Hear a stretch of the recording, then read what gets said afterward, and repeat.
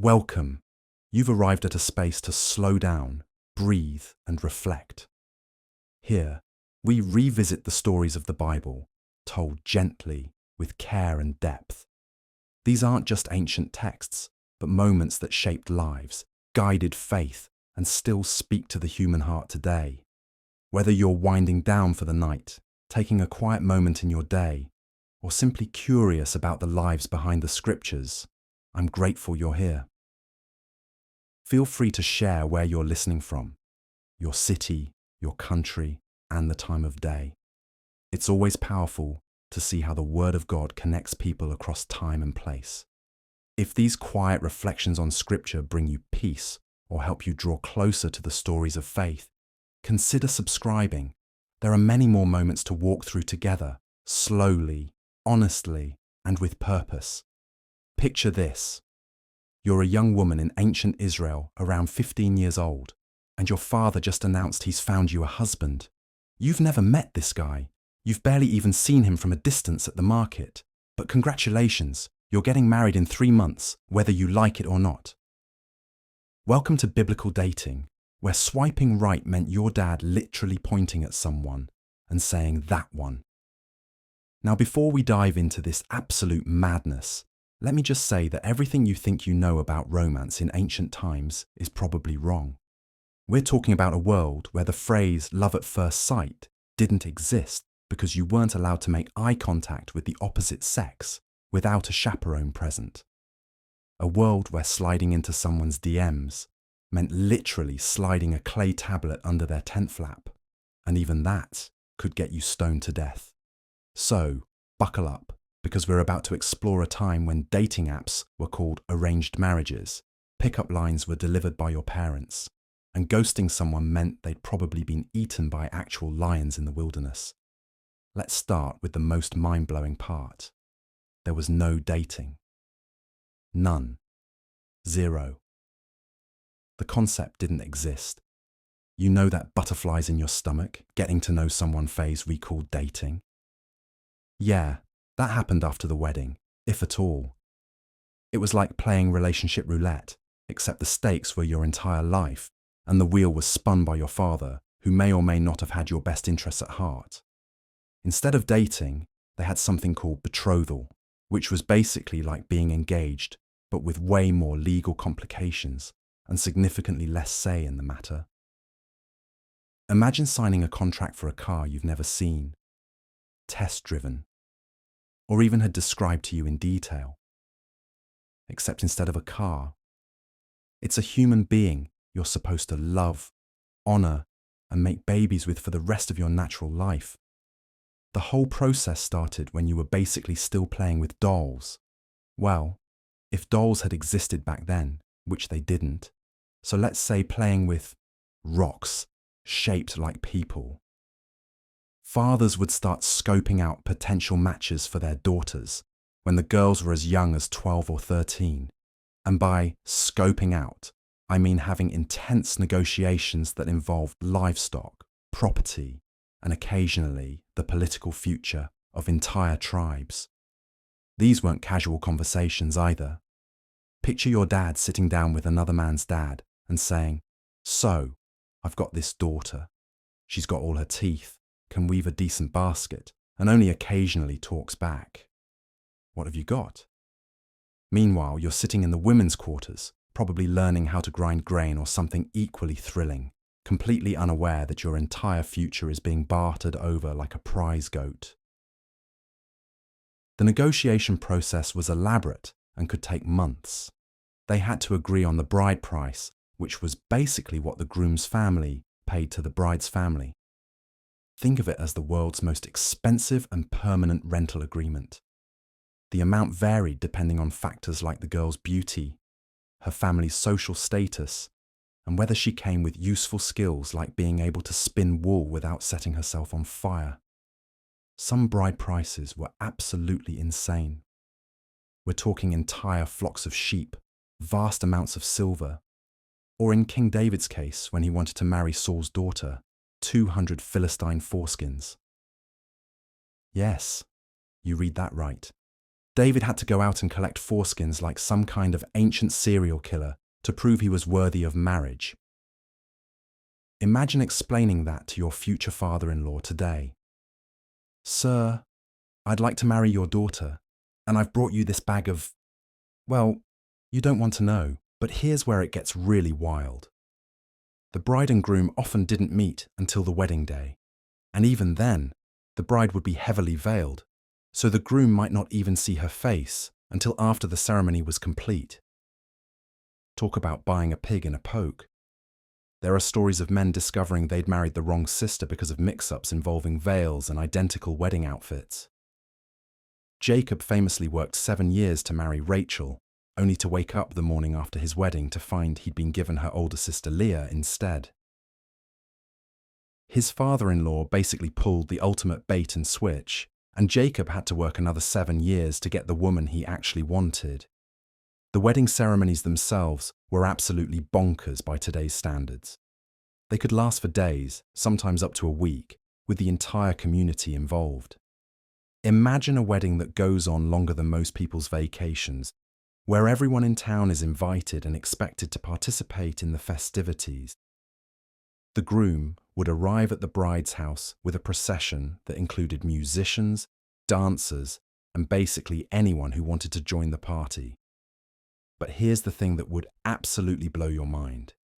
The concept of marrying for love was not just unusual, it was often seen as irresponsible and potentially dangerous. Love was considered too unpredictable, too volatile to base something as important as marriage on. It was like building a house on quicksand. It might feel good at first, but it wasn't going to last when the storms came. Instead, marriages were strategic alliances designed to strengthen families, increase wealth, and ensure survival in a harsh world.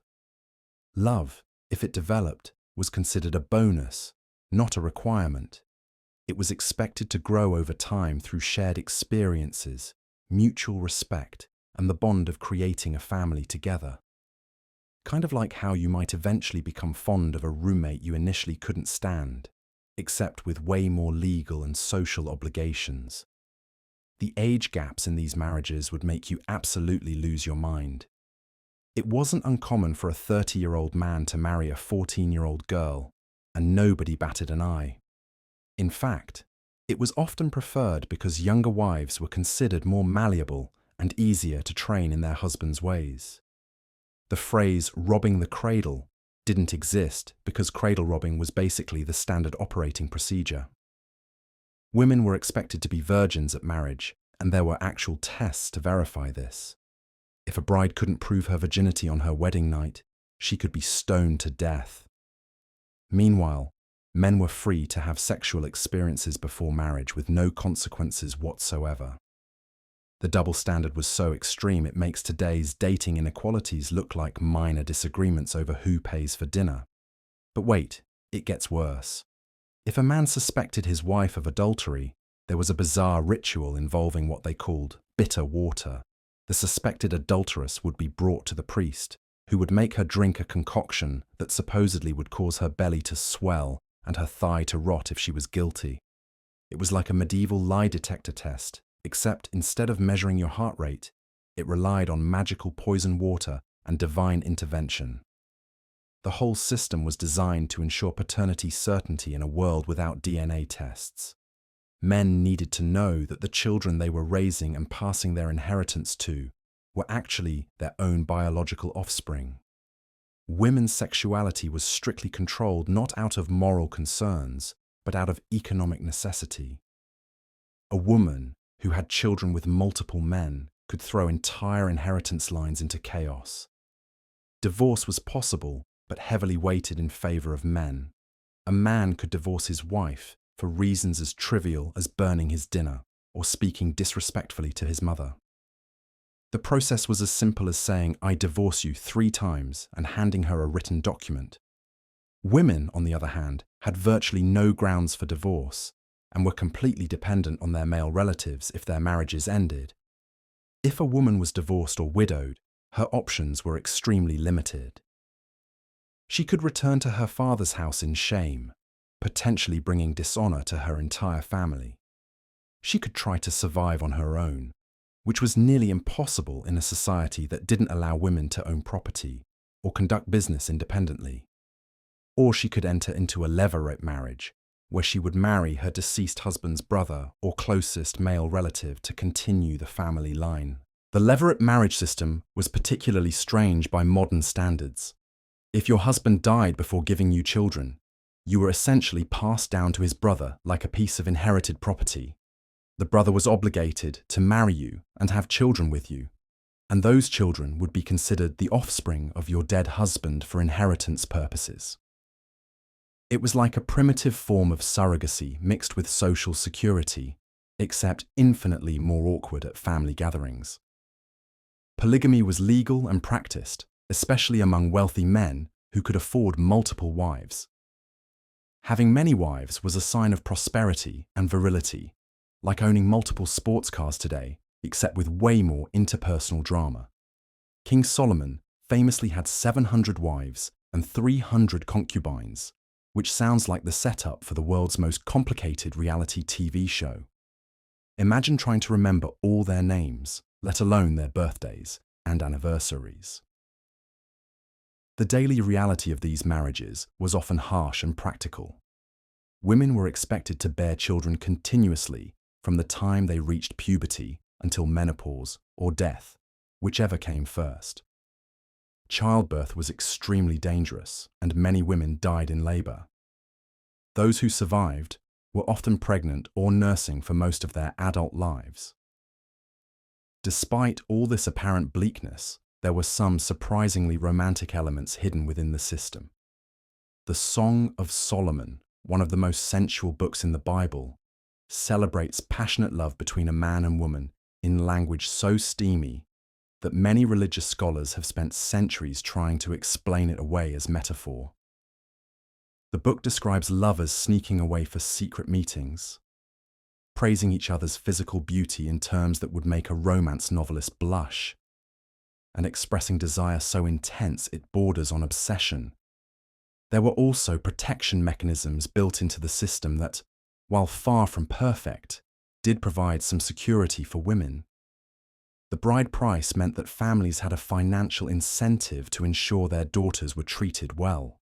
A man who mistreated his wife might find himself facing her angry brothers or father, who had both emotional and economic reasons to protect their investment. Feast days and religious festivals provided opportunities for young people to see each other and potentially influence their parents' matchmaking decisions. During harvest festivals, weddings, and other community celebrations, there might be dancing, music, and supervised social interaction. A young woman who caught a man's eye during these events might find her father receiving a marriage proposal shortly afterward. The concept of courtship, while nothing like modern dating, did exist in limited forms. After a betrothal was arranged but before the wedding, there might be a period where the couple could meet under strict supervision.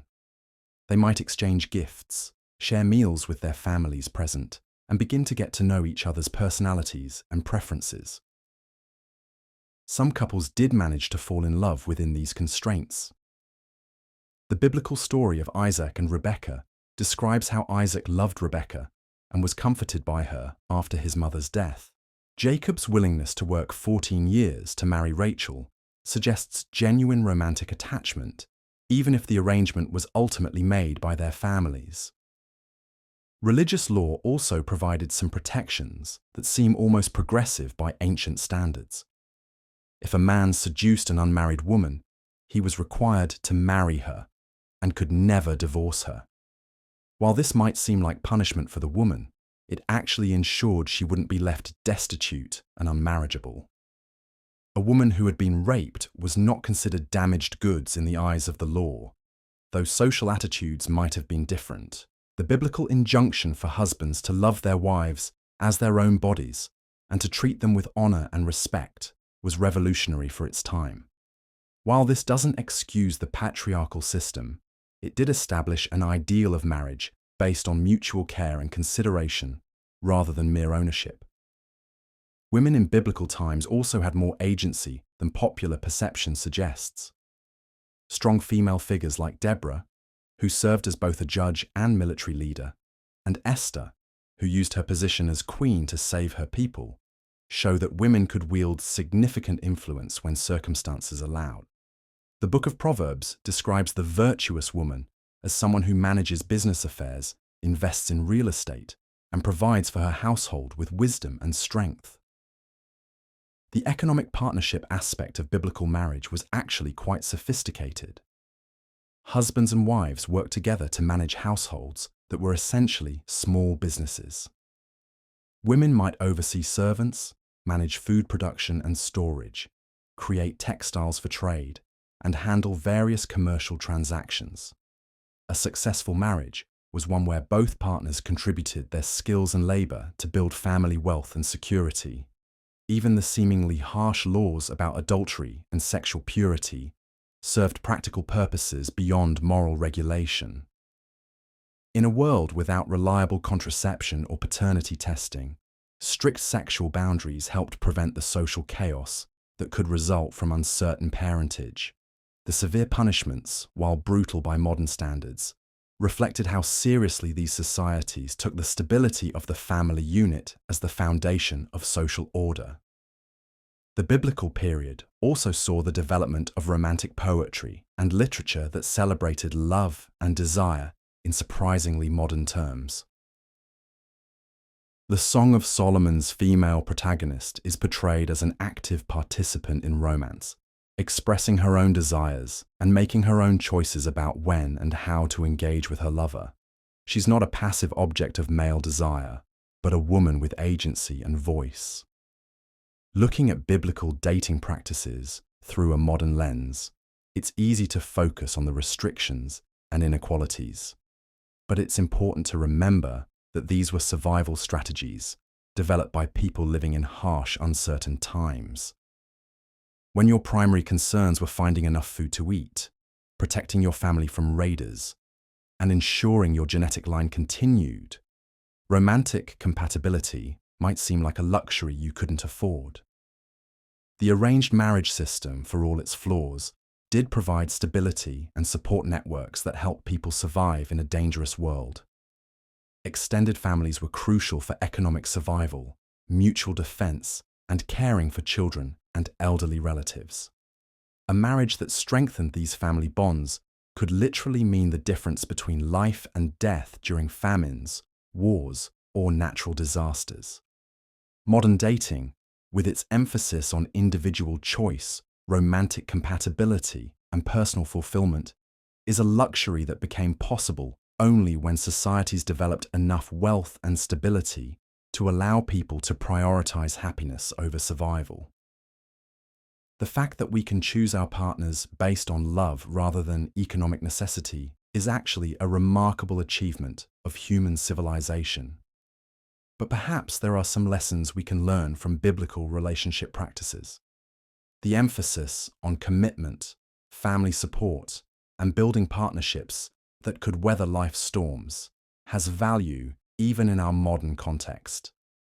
The idea that love could grow and deepen over time through shared experiences and mutual respect isn't necessarily inferior to our modern notion of instant romantic attraction. The biblical world's understanding that marriage was about more than just the couple involved, that it affected entire extended families and communities, might offer insights for modern relationships that often exist in isolation from broader support networks. The expectation that couples would work together as economic partners and co-creators of family wealth could inform modern discussions about financial compatibility and shared goals. As we wrap up this wild journey through biblical dating customs, it's worth reflecting on how far we've come and how much we've lost. We've gained individual freedom, gender equality, and the ability to prioritize love and compatibility in our relationships.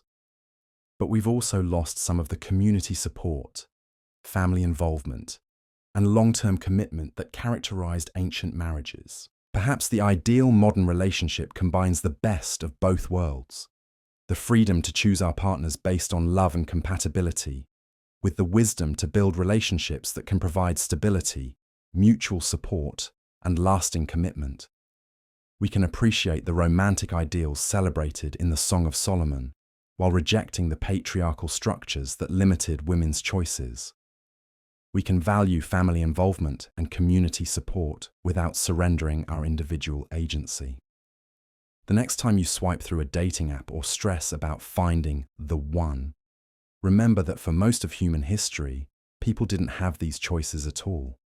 They made the best of the situations they were given, built love within the constraints of their time, and somehow managed to create families and communities that survived for thousands of years. So whether you're single and searching, happily coupled, or somewhere in between, take a moment to appreciate the freedom you have to write your own love story. And maybe, just maybe, consider that those ancient arranged marriages, for all their problems, understood something important about love.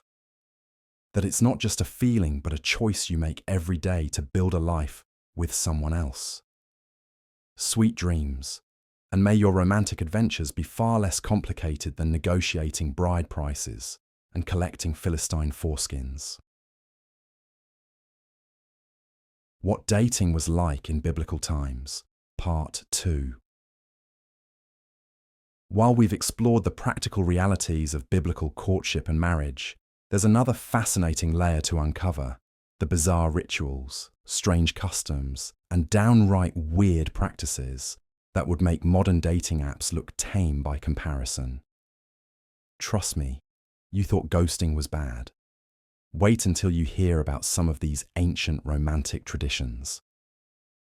Let's start with something that sounds like it came straight out of a horror movie: the ordeal of bitter water. Picture this. Your husband suspects you've been unfaithful, but there's no proof. In biblical times, they had a solution that was equal parts religious ceremony and primitive lie detector test. The woman would be brought before a priest who would mix holy water with dust from the tabernacle floor. Yes, literal dirt, and make her drink this concoction while swearing an oath of innocence. According to Numbers chapter 5, if she was guilty, her belly would swell and her thigh would rot. If innocent, she'd be fine and even become more fertile. Imagine explaining that to your marriage counselor today. Well, honey, I think we should try the bitter water test before we work on our communication skills. The psychological pressure alone must have been intense, drinking mysterious temple dirt water while everyone watches to see if your body parts start decomposing. But that's just the tip of the iceberg when it comes to biblical romance gone wrong. Let's talk about something called the levirate marriage, which sounds fancy, but is actually deeply uncomfortable by today's standards. When a married man died without children, his brother was legally obligated to marry the widow and produce offspring to carry on the dead brother's name. Not optional, obligatory. The Book of Ruth gives us a romantic spin on this custom, but imagine the family dinner conversations. So, Dave, now that your brother's gone, you're going to need to marry his wife and have kids with her. Pass the hummus. The widow didn't get much say in the matter either. She was essentially passed along like inherited property, expected to bear children who would legally belong to her deceased husband's lineage, not her new husband's. And here's where it gets even weirder. If the brother refused to fulfill this duty, there was a public shaming ritual called halitza. The widow would remove his sandal in front of the town elders and spit in his face while declaring that this is what happens to men who won't build up their brother's house. Talk about awkward family reunions for the rest of eternity. Speaking of strange marriage customs, let's dive into the world of biblical wedding negotiations, because the bride price wasn't always paid in livestock or silver. Sometimes it got creative, and by creative, I mean absolutely unhinged. Remember David and his quest to marry Saul's daughter Michal? King Saul, who clearly wasn't thrilled about this match, set an unusual bride price: 100 Philistine foreskins. Yes, you heard that right. Foreskins, as in David had to go into battle, defeat 100 enemy soldiers, perform impromptu circumcisions on their corpses, and bring back the evidence in what I can only imagine was the world's most disturbing dowry bag. And here's the kicker. David was such an overachiever that he brought back 200. Because apparently when it comes to severed body parts as currency, more is always better. This wasn't just some bizarre one-off request either. Archaeological evidence suggests that collecting body parts from defeated enemies was a common practice for proving military success. Imagine being Michal, waiting at home while your future husband is out collecting his gruesome bride price. How was your day, dear? Oh, just gathering foreskins. Only 50 more to go. But let's talk about some of the relationship dynamics that would make modern dating coaches weep. Take the story of Hosea, a prophet who was literally commanded by God to marry a prostitute named Gomer as a living metaphor for Israel's unfaithfulness. This wasn't a redemption love story. This was divine performance art using real people's lives. Hosea knew going in that his wife would be unfaithful, that she'd leave him for other men, and that he'd have to keep taking her back to illustrate God's relationship with his wayward people. Imagine that wedding ceremony. Do you, Hosea, take Gomer to be your wife, knowing full well she's going to cheat on you repeatedly for theological symbolism? I do. The poor guy was basically signing up for a lifetime of heartbreak for the sake of a cosmic object lesson. And Gomer, she was reduced to a walking metaphor, her entire existence defined by her role in someone else's spiritual narrative. Then there's the fascinating world of biblical concubines, which was essentially a formalized system of secondary wives with fewer rights. Kings and wealthy men could have dozens of them. Solomon reportedly had 700 wives and 300 concubines, which raises some serious logistical questions. How do you remember that many names? Do you have a scheduling system? What happens when two wives want to use the good chariot on the same day? The concubine system created this bizarre hierarchy of relationships, where women were ranked by their legal status and the number of sons they produced. It was like a twisted reality show where contestants competed for the king's attention, while knowing they'd never achieve full wife status. And unlike wives, concubines could be dismissed much more easily, making their position incredibly precarious. One of the most disturbing examples involves a Levite and his concubine in Judges 19, a story so horrific it makes Game of Thrones look like a Disney movie. The concubine runs away, possibly due to abuse, and when her master comes to retrieve her, they end up staying overnight in a town where the men demand to sexually assault the Levite. His solution? He throws his concubine outside to be gang raped all night, and when he finds her dead on the doorstep in the morning, he cuts her body into 12 pieces and sends them throughout Israel as a call to war. This story illustrates just how expendable women could be in this system. The concubine's entire existence was reduced to being a bargaining chip to protect her master's safety. And even in death, her body was used as a political message. It's a stark reminder that while we might romanticize biblical times, the reality for many women was brutal and dehumanizing. But perhaps the strangest aspect of biblical relationships was the concept of ritual purity and how it affected intimacy.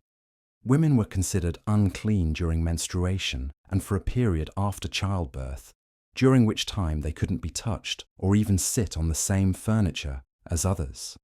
This created a monthly cycle of separation that must have profoundly affected marital relationships. The purification process after childbirth was particularly complex. 7 days of uncleanliness for a boy, 14 for a girl, followed by additional weeks of purification. During this time, the woman was essentially quarantined from normal social interaction. Imagine trying to bond with your newborn while being treated like you're radioactive. These purity laws extended to sexual relations as well. There were specific times when intimacy was forbidden, specific rituals for purification afterward, and detailed regulations about everything from nocturnal emissions to skin conditions. Romance had to navigate a minefield of religious restrictions that could turn an innocent touch into a spiritual contamination, requiring elaborate cleansing ceremonies. And let's not forget about the practice of polygamy and its psychological toll. While it was legal and even encouraged for practical reasons, the biblical accounts don't shy away from showing the emotional carnage it created. The rivalry between Sarah and Hagar, Jacob's wives Rachel and Leah competing for his affection, Hannah's anguish over her infertility while her husband's other wife taunts her. These weren't happy arrangements. The stories reveal a pattern of jealousy, manipulation, and emotional abuse that was built into the system.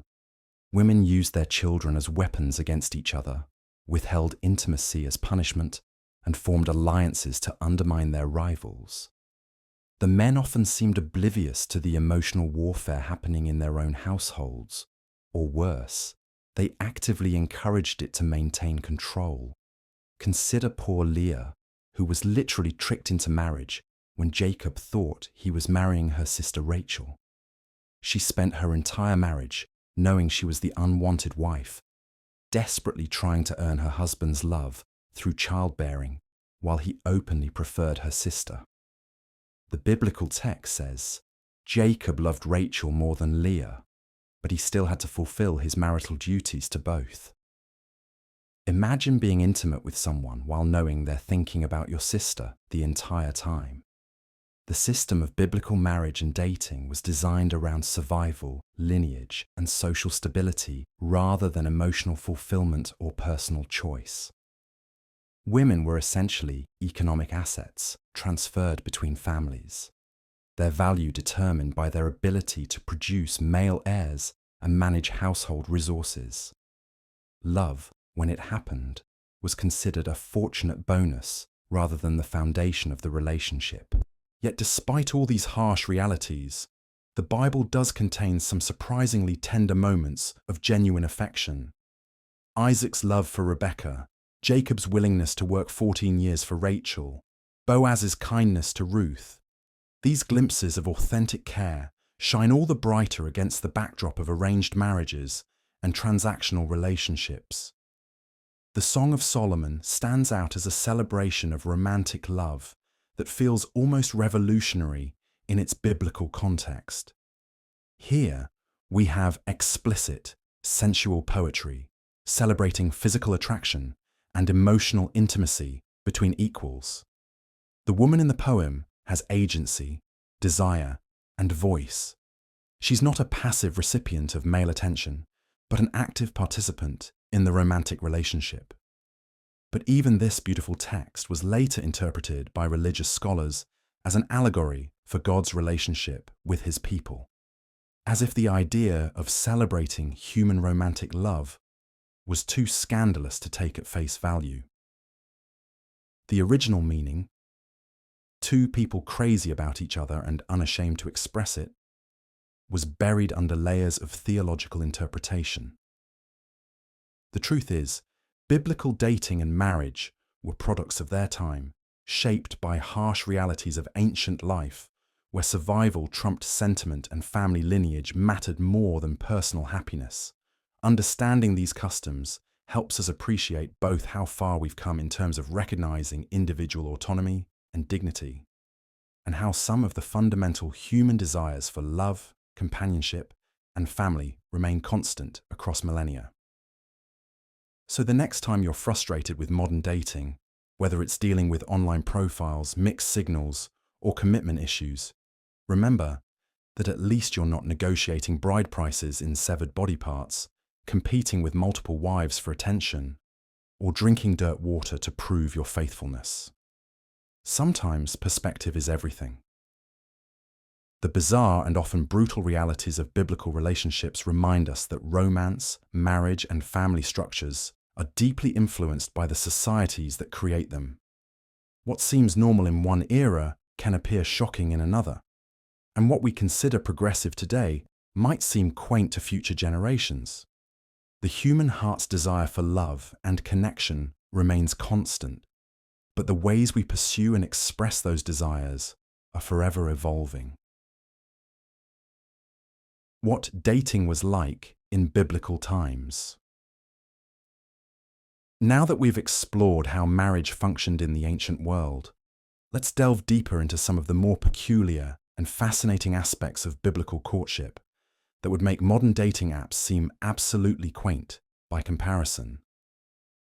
Picture this. You're a young woman in ancient Israel, and your father has just informed you that he's found you a husband. But here's the twist. Your potential groom isn't offering a dowry of gold or silver. Instead, he's promising to deliver 100 Philistine foreskins as proof of his worthiness.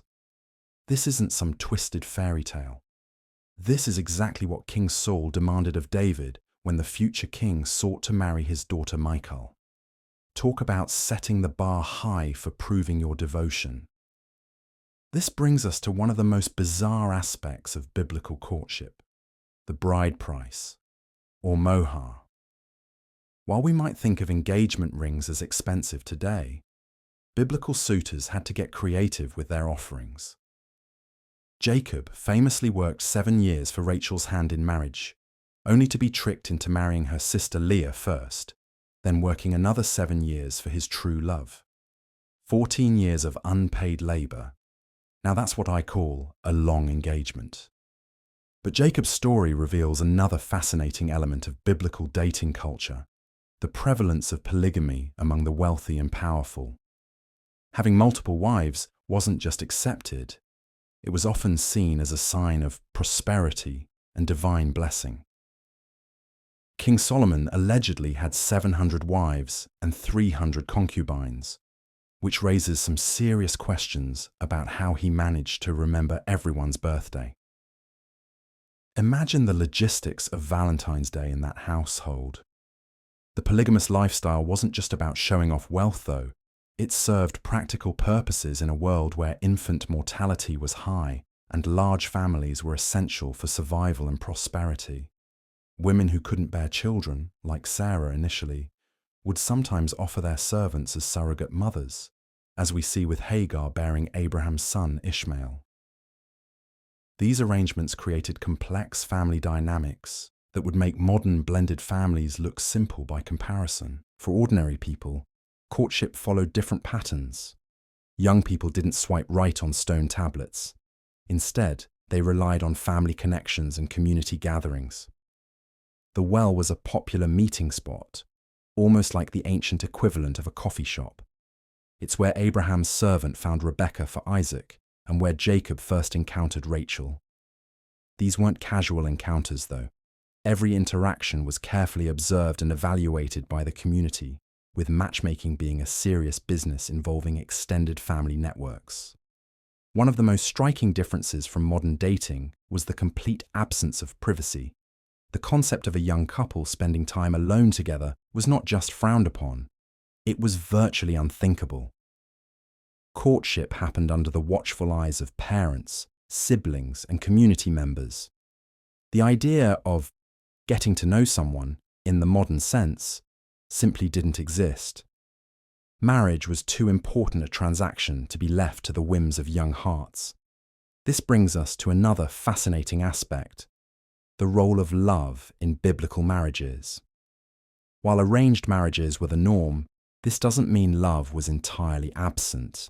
The Song of Solomon presents some of the most passionate love poetry ever written, celebrating physical attraction and emotional connection between lovers. However, this love was expected to grow after marriage rather than before it. The biblical model assumed that commitment would create love, rather than love creating commitment. The economic aspects of biblical marriage were incredibly complex. Beyond the bride price, there were negotiations about inheritance rights, property transfers, and support for extended family members. Marriage wasn't just about two people, it was about merging economic units. A woman's value was often calculated based on her ability to produce heirs, manage a household, and contribute to the family's economic prosperity through skills like weaving, cooking, and agricultural work. Religious purity laws added another layer of complexity to biblical relationships. The concept of ritual cleanliness affected when couples could be intimate, how they conducted their daily lives, and even how they approached each other. Women were considered ritually unclean during menstruation and childbirth, creating cyclical periods of separation that structured married life in ways that would seem foreign to modern couples. The treatment of sexuality in biblical times was surprisingly nuanced. While premarital sex was strictly forbidden and could result in severe punishment, the Bible doesn't shy away from discussing sexual pleasure within marriage. The Song of Solomon celebrates physical intimacy with remarkable frankness, describing lovers' bodies in vivid, sensual detail. This suggests that while sexuality was carefully regulated, it wasn't considered inherently shameful or dirty when expressed within the proper context. Divorce, while possible, was heavily regulated and generally favoured men. A man could divorce his wife for various reasons, though religious leaders debated what constituted valid grounds. Women had far fewer options, though they weren't entirely powerless. A woman could sometimes return to her father's house if her husband failed to provide for her, and in extreme cases, communities might pressure abusive husbands to release their wives. The age at which people married would shock modern sensibilities. Girls were often betrothed shortly after reaching puberty, sometimes as young as 12 or 13, while boys married in their late teens or early 20s. These weren't necessarily love matches, but they weren't always loveless either. Many couples developed deep affection and partnership over years of shared life, work, and child rearing. Children in biblical families weren't just sources of joy. They were economic necessities and insurance policies. Sons carried on the family name and inherited property, while daughters created alliances with other families through marriage. The pressure to produce male heirs was enormous, leading to practices like levirate marriage, where a man was obligated to marry his deceased brother's widow to continue the family line. The role of extended family in biblical courtship cannot be overstated. Marriages were negotiated between families, not individuals. Fathers, mothers, uncles, and even tribal elders might all have a say in choosing a spouse. This collective decision-making process was designed to ensure marriages that would benefit not just the couple, but their entire kinship network. Religious festivals and community gatherings provided some of the few opportunities for young people to interact, albeit under strict supervision. The annual pilgrimage to Jerusalem, harvest celebrations, and religious feasts created social spaces where families could observe potential matches for their children. These gatherings were carefully choreographed affairs where every interaction carried potential significance. The concept of romantic love as we understand it today was largely foreign to biblical culture. While passion and affection certainly existed, the idea that marriage should be based primarily on emotional connection and personal fulfillment was not the driving force behind most unions. Marriage was about survival, prosperity, and carrying on family lines. Love, when it occurred, was seen as a pleasant bonus rather than a prerequisite. Despite these differences, biblical relationships weren't devoid of tenderness and care. The stories of Isaac comforting Rebekah, Jacob's deep love for Rachel, and Ruth's loyalty to Naomi show that genuine affection and commitment could flourish within the constraints of ancient social structures. These relationships remind us that while the forms of love may change across cultures and centuries, the human capacity for devotion and connection remains constant. The biblical world of courtship and marriage reveals a society struggling with many of the same fundamental questions we face today. How do we balance individual desires with family and community needs? How do we create stable relationships that can withstand life's challenges? How do we honor both practical necessities and emotional connections? While their answers were very different from ours, the underlying human concerns remain remarkably familiar, reminding us that the heart's longings transcend time and culture. even when expressed through customs that seem utterly foreign to our modern eyes.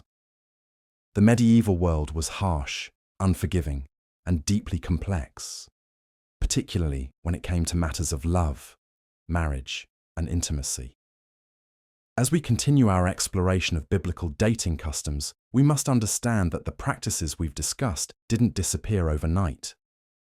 Many of these ancient traditions persisted well into medieval times, adapting and evolving but maintaining their fundamental character. In the medieval period, we see the continuation of many biblical marriage customs, but with fascinating new layers of complexity.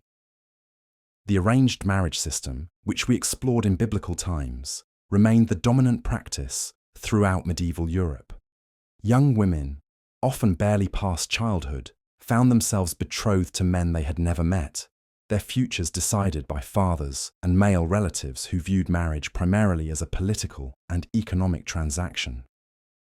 But medieval marriage introduced some particularly bizarre elements that would shock modern sensibilities. The concept of trial by ordeal extended even into matrimonial disputes. If a woman was accused of adultery, she might be forced to undergo the terrifying ordeal of holding a red-hot iron bar or plunging her hand into boiling water. If her wounds healed cleanly within 3 days, she was deemed innocent. If they festered, she was guilty and faced severe punishment or death.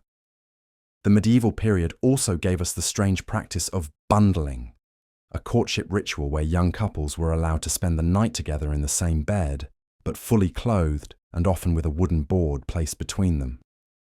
This was considered a practical way for couples to get to know each other during harsh winters, when fuel was too precious to waste heating separate rooms for courtship visits.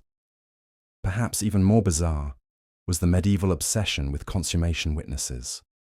Unlike biblical times where the bloodied sheet might be displayed as proof of virginity, medieval nobility often required actual witnesses to the consummation of marriage.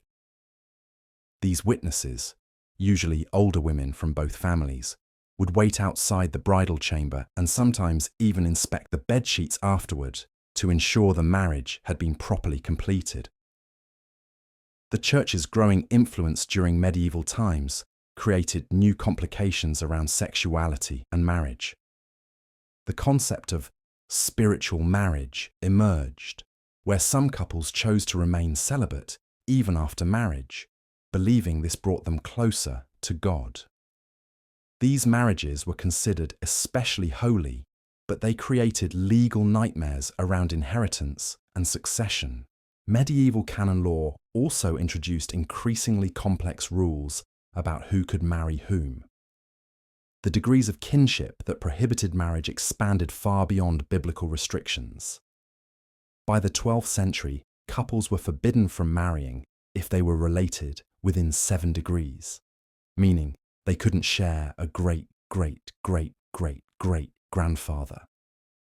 This made finding suitable spouses incredibly difficult in small communities where everyone was distantly related. The medieval period saw the rise of courtly love, a romanticized ideal that was completely separate from marriage. Knights would engage in elaborate, often lifelong romantic pursuits of married noblewomen, writing poetry, performing heroic deeds, and engaging in passionate but theoretically chaste relationships. This created a bizarre parallel universe where marriage was for practical purposes and true love was reserved for relationships that could never be consummated. Medieval marriage contracts became incredibly detailed documents that would make modern prenups look simple. They specified not just dowries and bride prices, but elaborate provisions for what would happen if the wife proved barren, if the husband died in battle, or if either party was discovered to be related within the prohibited degrees. Some contracts even included clauses about the wife's behaviour, specifying that she must not consort with jugglers, minstrels, or other unseemly persons. The consummation of medieval marriages was surrounded by rituals that were both sacred and deeply strange. The marriage bed would be blessed by a priest, sometimes sprinkled with holy water and decorated with symbols of fertility. In some regions, the couple was expected to consummate their union while holding a piece of the true cross or other holy relic. The bride's hair would be unbound as a symbol of her transition from virginity to wifehood, and in some cultures, she would step over a sword to symbolize her passage from her father's protection to her husband's.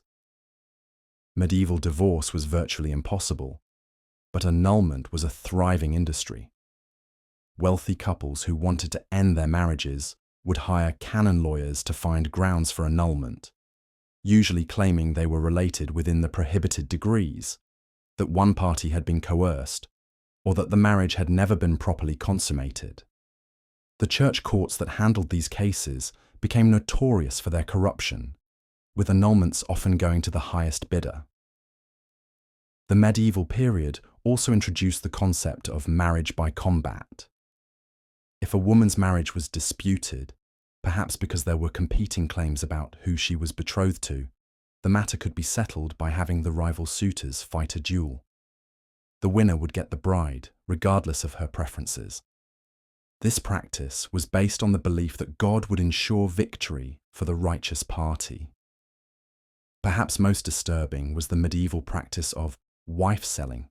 Though not legally recognized, it was socially tolerated in many communities for a man to sell his wife to another man, usually with her consent, but sometimes without. The wife would be led to market with a rope around her neck like livestock, and the transaction would be conducted publicly to ensure everyone knew about the change in her status. The medieval church's attitude towards sexuality within marriage was deeply conflicted. While marriage was considered a sacrament, sexual pleasure, even between married couples, was viewed with suspicion. Church authorities provided detailed guidelines about when married couples could engage in sexual relations, forbidding it during Lent, Advent, feast days, Sundays, Wednesdays, Fridays, during pregnancy, while nursing, and during menstruation. This left perhaps 180 days per year when marital relations were permitted. Medieval medical beliefs about reproduction were equally bizarre. It was widely believed that conception required the woman to reach climax, leading to detailed instructions for husbands about how to please their wives, not for pleasure's sake, but to ensure pregnancy. Some medical texts suggested that the sex of the child could be determined by which partner climaxed first, or by the position used during conception. The medieval period saw the emergence of hand fasting, informal marriage ceremonies that were considered legally binding even without church involvement. Couples would clasp hands and exchange vows in front of witnesses, sometimes in remote locations when they couldn't reach a church. These marriages were fully recognized by law, leading to later complications when one party tried to deny the marriage had taken place. Medieval marriage celebrations could last for days or even weeks, particularly among the nobility.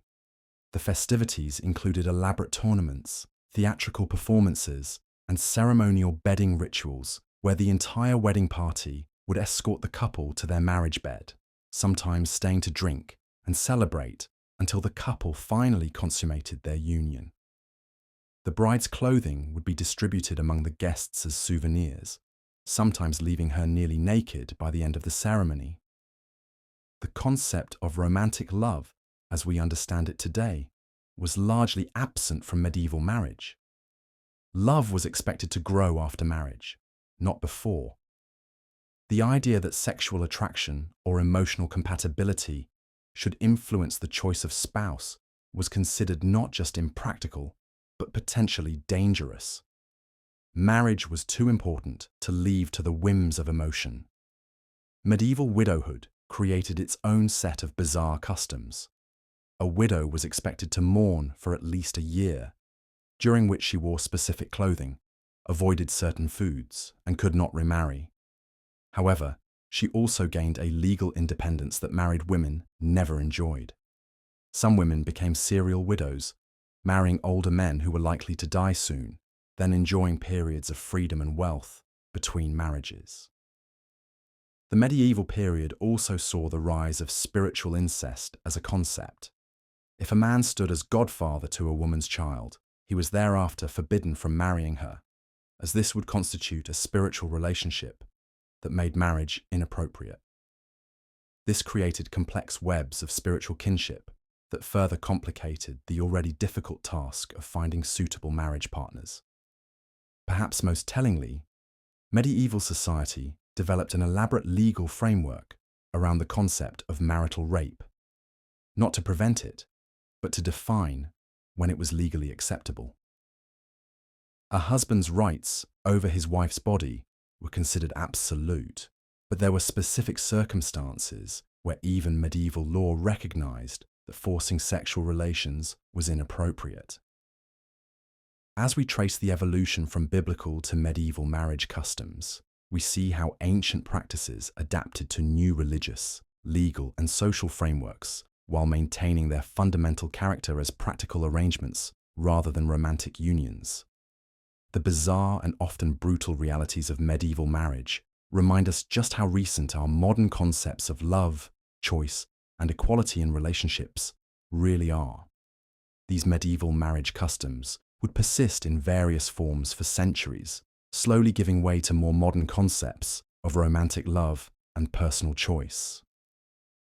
But the echoes of these ancient practices, from biblical bride prices to medieval marriage contracts, can still be found in wedding traditions around the world today, sanitized and romanticized, but carrying forward the genetic memory of a very different understanding of love, marriage, and human relationships. Part 5. The Unbreakable Bonds of Medieval Marriage. So far, we've journeyed through a world where love wasn't just complicated, it was downright transactional. We've seen daughters traded like livestock, sons-in-law paying dowries in severed foreskins, and wives subjected to biblical ordeals involving bitter water and divine judgment. But here's where things get truly fascinating. Despite all this brutal pragmatism, medieval society somehow developed some of the most intricate and surprisingly protective marriage customs in human history. See, the medieval church wasn't just content to let people stumble blindly into matrimony and hope for the best. Oh no, they developed an entire legal framework around marriage that was so complex it would make modern divorce lawyers weep with envy. And this is where we encounter one of history's most peculiar institutions, the medieval marriage contract. These weren't your typical love, honor, and obey affairs. Medieval marriage contracts were basically prenuptial agreements on steroids, written by people who clearly understood that when you're essentially selling your daughter to a stranger, you'd better get the terms in writing. These documents could run for pages, detailing everything from how many sheep the bride would bring to the marriage, to what would happen if she failed to produce a male heir within a specific time frame. But here's where it gets deliciously weird. The contracts often included provisions for what we'd now call performance standards. One surviving contract from 13th century England actually specifies that if the husband fails to provide his wife with adequate food, clothing, and shelter, she has the right to return to her father's house and take half the livestock with her. Another contract from medieval France includes a clause stating that if the husband beats his wife more than 3 times in a month, the marriage can be annulled. 3 times. Apparently, a little domestic violence was just considered part of the marital adjustment period. The church, meanwhile, was busy developing its own set of marriage rules that were so convoluted they practically required a theology degree to navigate. They established degrees of consanguinity. Basically, how closely related you could be to your spouse before it became spiritually icky. The rules were so strict that by some interpretations, half of medieval Europe was too closely related to marry the other half. But wait, it gets better. The church also developed the concept of spiritual kinship, which meant that if your godfather's cousin's wife's brother had once blessed your livestock, you might be considered too spiritually connected to marry into that family. It was like playing 6 Degrees of Kevin Bacon, except instead of a fun party game, it was a serious impediment to getting laid. And then there were the marriage ceremonies themselves. Forget the quaint image of a priest blessing a happy couple in a charming stone chapel.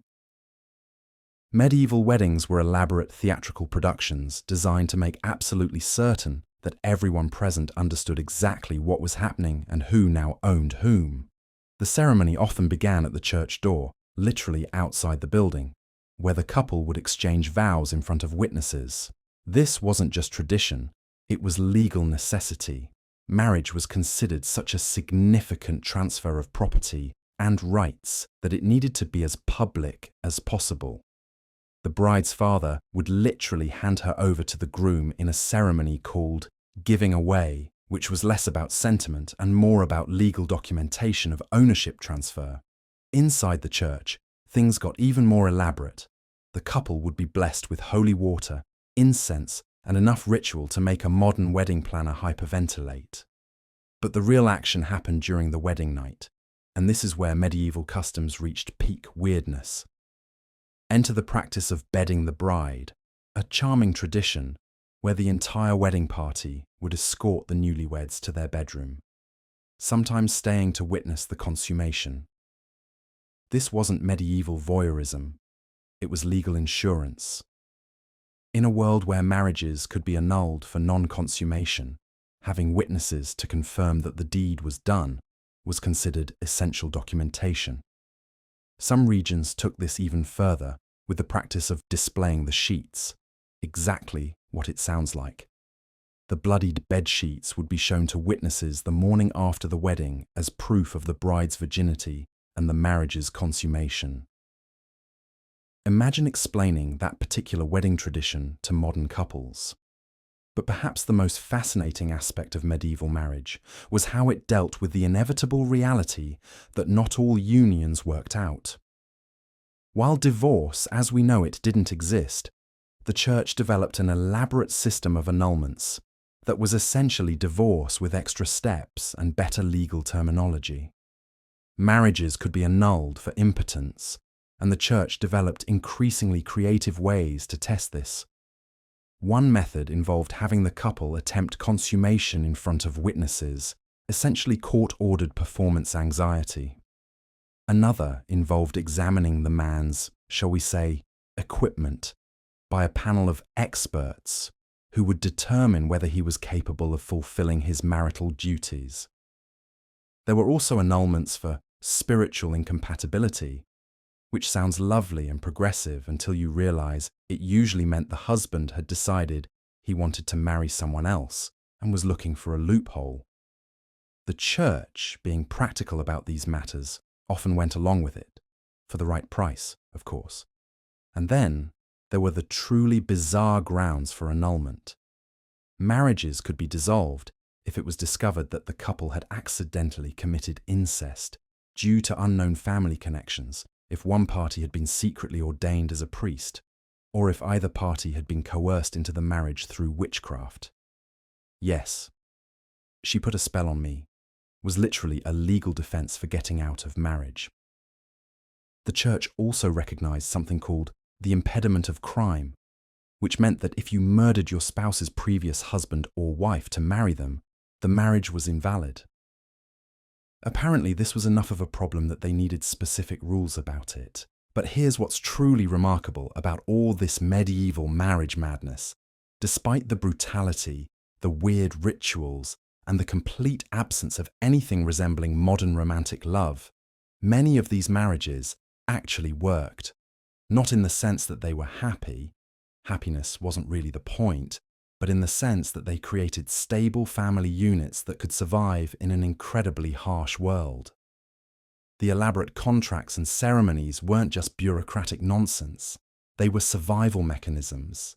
In a world where women had virtually no legal rights and men held absolute power over their households, these rituals and rules provided at least some protection for the vulnerable. A woman might be essentially property, but she was expensive property with clearly defined terms of use. The public nature of the ceremonies meant that entire communities were witnesses to the terms of the marriage, creating social pressure for husbands to live up to their obligations. The church's involvement meant that there were spiritual consequences for abuse, even if legal ones were rare.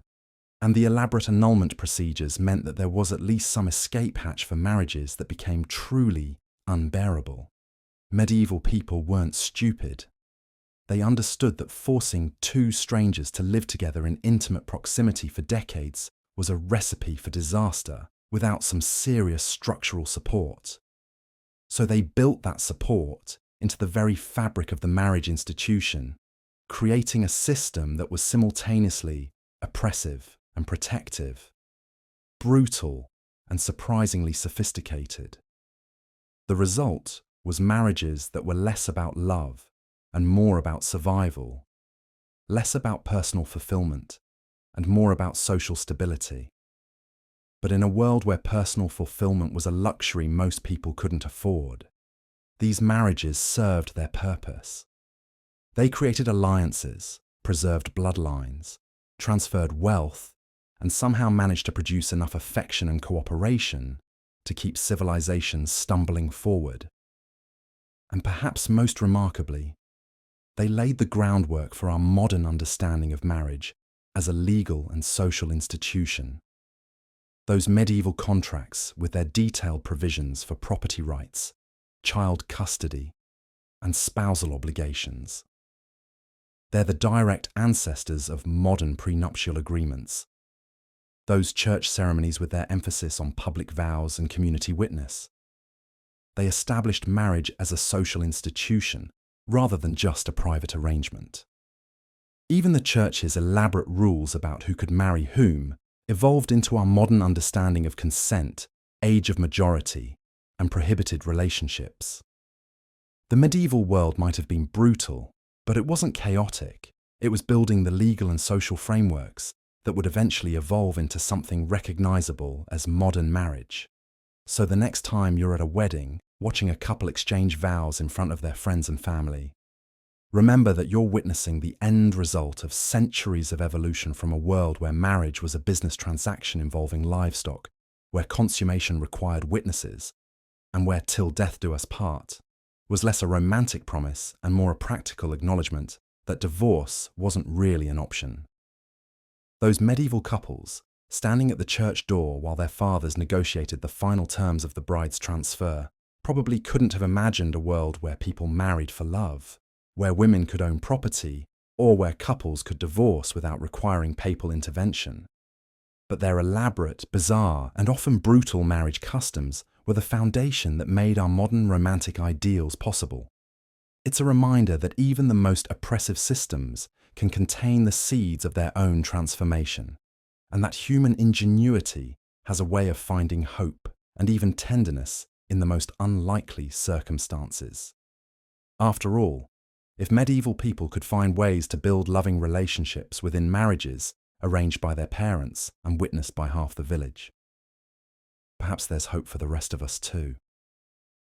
The sun beats down mercilessly on the dusty courtyard as Rebecca draws water from the well, her bronze pitcher balanced gracefully on her shoulder.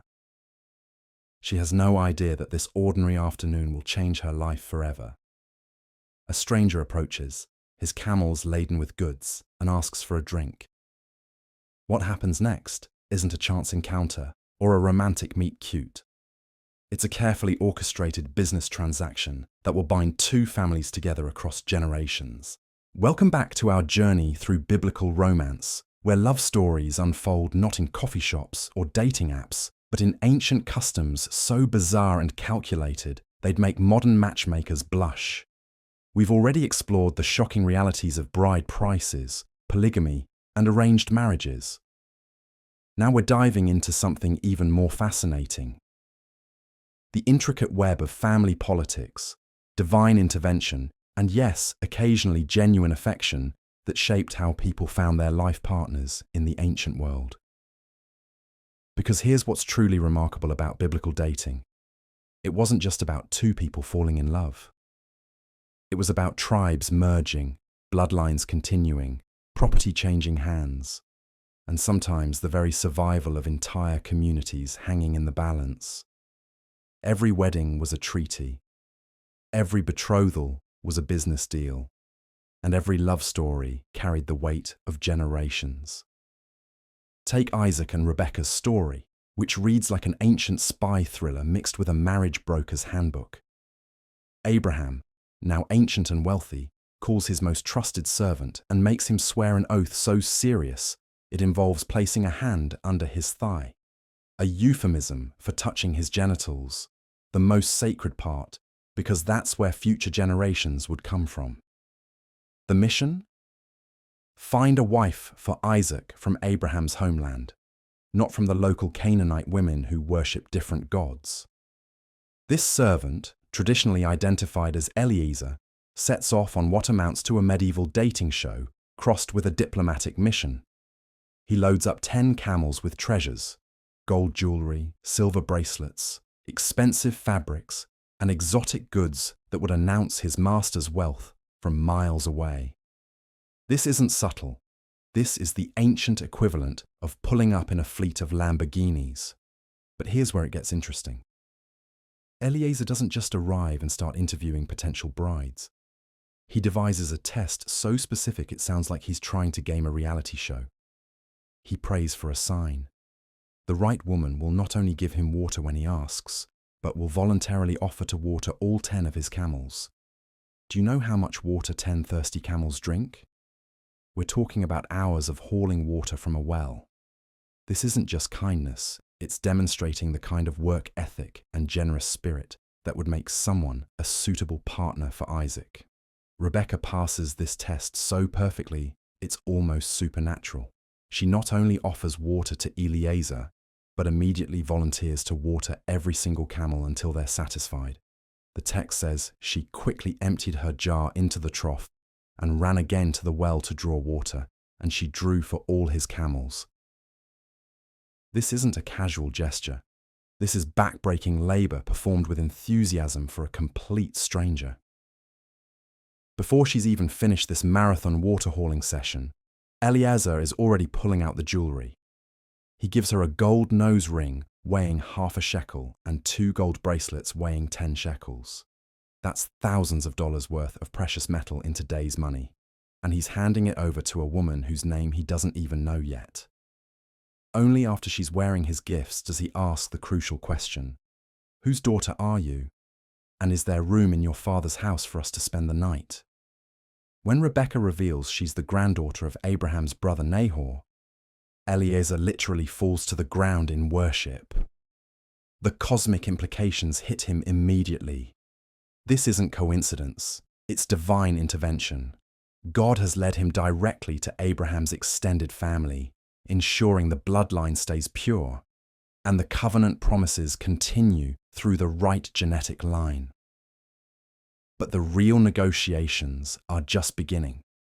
Rebecca runs home with her new jewelry, and when her brother Laban sees the gold, his eyes light up with dollar signs.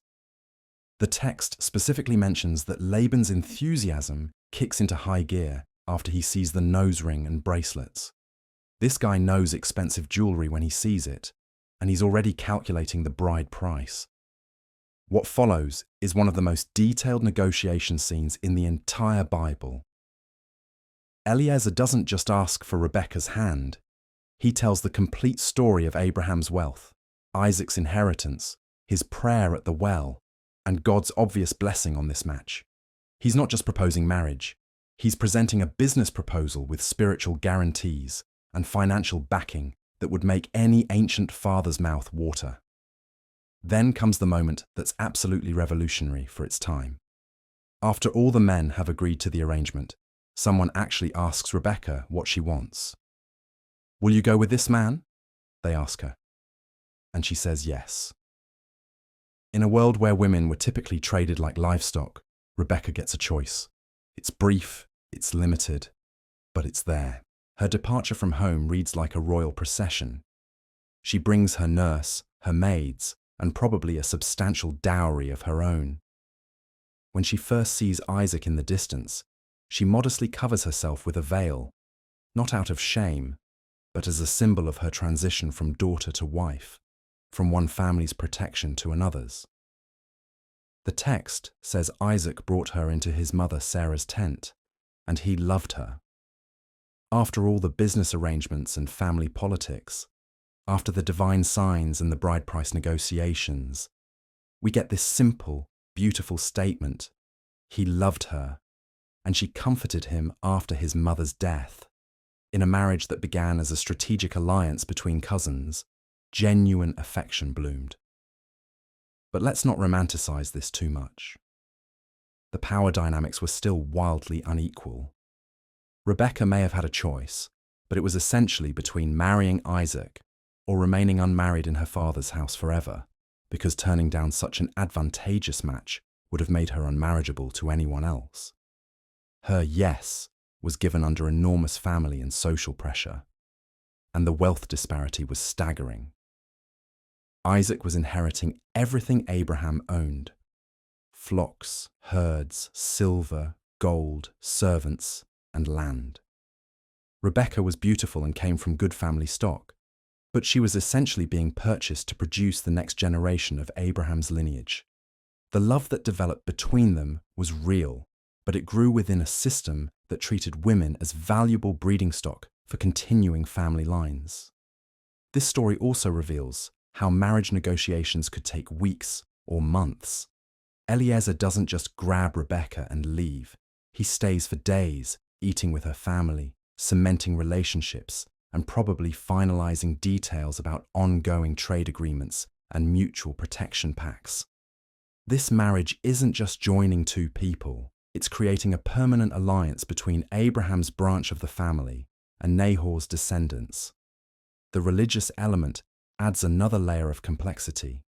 Eliezer's constant prayers and Rebekah's family's acknowledgement that this comes from the Lord show how spiritual compatibility was considered just as important as financial and social compatibility. They're not just ensuring their children will be wealthy and well-connected. They're ensuring they'll worship the same God and continue the same covenant promises. Even the timing reveals careful planning. Isaac is around 40 years old when he marries, which means he's had plenty of time to establish himself financially and emotionally before taking on the responsibilities of a wife and future children. Rebekah is probably in her teens, which was typical for brides, but meant she was entering marriage with virtually no life experience outside her father's household. The geographical element is crucial too. By bringing Rebekah from Mesopotamia rather than choosing a local Canaanite woman, Abraham's family is making a statement about cultural preservation. They're willing to invest enormous time, money, and effort to avoid intermarrying with the surrounding peoples who worship different gods and follow different customs. What's absolutely fascinating is how this story presents an early form of long-distance relationship building. Isaac and Rebekah have never met, never spoken, never even seen each other before their wedding day. Their entire relationship begins with what amounts to a mail-order bride arrangement, except the mail involved months of travel and negotiations between their families. The servant's role as matchmaker is also worth noting. Eliezer isn't just a messenger. He's essentially a professional marriage broker, tasked with evaluating potential brides not just for beauty, but for character, work ethic, family background, and spiritual compatibility. His prayer at the well is actually a sophisticated personality test, designed to reveal Rebekah's true nature under pressure. And let's talk about those camels for a moment. 10 camels wasn't just transportation. It was a statement of power. Camels were expensive, exotic animals that announced you were dealing with serious wealth. When Rebekah agreed to water them all, she was essentially proving she could handle the logistics of running a wealthy household, because managing Isaac's inheritance would require exactly this kind of diligent, generous service.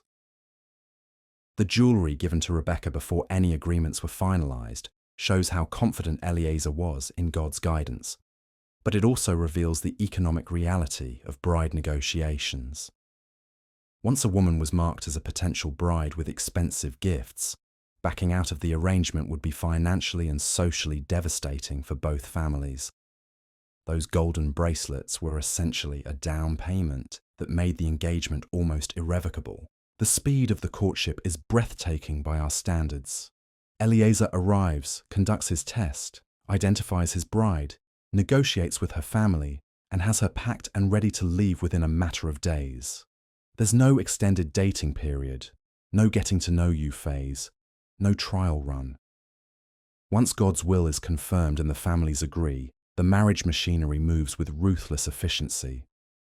Yet within this seemingly cold, calculating system, moments of genuine human warmth shine through. Rebekah's kindness to a stranger and his camels, Eliezer's gratitude and worship when his mission succeeds, the family's blessing over Rebekah as she leaves home, and ultimately Isaac's love for his new wife. These emotional touches remind us that even in the most arranged of marriages, real feelings could develop.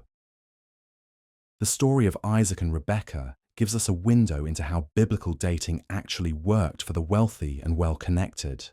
It was elaborate, expensive, time-consuming, and involved multiple families, servants, divine guidance, and carefully negotiated contracts. It was nothing like modern dating, but it wasn't entirely without choice, emotion, or even romance. As we'll see in our next exploration, not every biblical love story followed this same pattern. Some involved deception, some included multiple wives and concubines, and some featured women who took control of their own romantic destinies in ways that would shock their contemporaries. The world of biblical relationships was as complex and varied as the people who lived them, full of contradictions, surprises, and occasionally, genuine love that transcended the cold calculations of ancient marriage markets.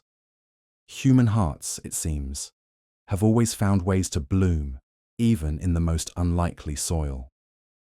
Welcome to part 7 of our journey through biblical dating customs. Tonight, we'll explore the fascinating and often shocking realities that would challenge everything we think we know about ancient romance and relationships. As the ancient world awakened each morning, the air was thick with the scent of olive oil lamps and the murmur of families beginning their daily routines. But beneath this seemingly peaceful surface lay customs around courtship and marriage that would absolutely astound modern minds. Tonight, we delve into practices so unusual, so deeply embedded in survival and tradition, that they reveal an entirely different understanding of love, commitment, and human connection. In the ancient Near East, where our biblical stories unfold, dating as we know it simply didn't exist. Instead, families orchestrated elaborate negotiations that resembled business transactions more than romantic pursuits. Young people rarely had a say in their future spouse, yet these arrangements formed the backbone of entire civilizations. The customs we're about to explore weren't cruel aberrations, but carefully constructed systems designed to ensure survival, prosperity, and the continuation of bloodlines. Consider the morning routine of Rebekah, drawing water from the well as Abraham's servant watched from a distance. This wasn't a chance encounter, but a carefully orchestrated test. The servant had prayed for specific signs, looking for a woman who would not only water his camels, but demonstrate the hospitality and work ethic necessary for managing a household. When Rebekah exceeded his expectations, offering water to both him and his animals without being asked, she unknowingly sealed her fate as Isaac's bride. But Rebekah's story, romantic as it might seem, reveals deeper truths about ancient matchmaking. Her family immediately began negotiations over bride price and dowry. They discussed her departure timeline, her servant entourage, and the gifts that would accompany her to her new home. The young woman's feelings, while not entirely ignored, were secondary to the practical considerations of tribal alliances and economic stability. The bride price system created some truly bizarre scenarios by modern standards. When Jacob fell in love with Rachel, he agreed to work 7 years for her father Laban. But on the wedding night, in a darkened tent heavy with incense and tradition, Laban substituted his older daughter Leah. Jacob only discovered the deception the following morning. Yet he was bound by custom to accept this arrangement and work another 7 years for Rachel. This wasn't considered fraud, but rather shrewd negotiation within accepted cultural norms. Even more shocking were the alternative methods of securing a bride price. When Saul demanded 100 Philistine foreskins from David as payment for his daughter Michal's hand, he wasn't being unusually cruel. This was a calculated attempt to eliminate a rival, disguised as a traditional bride price negotiation.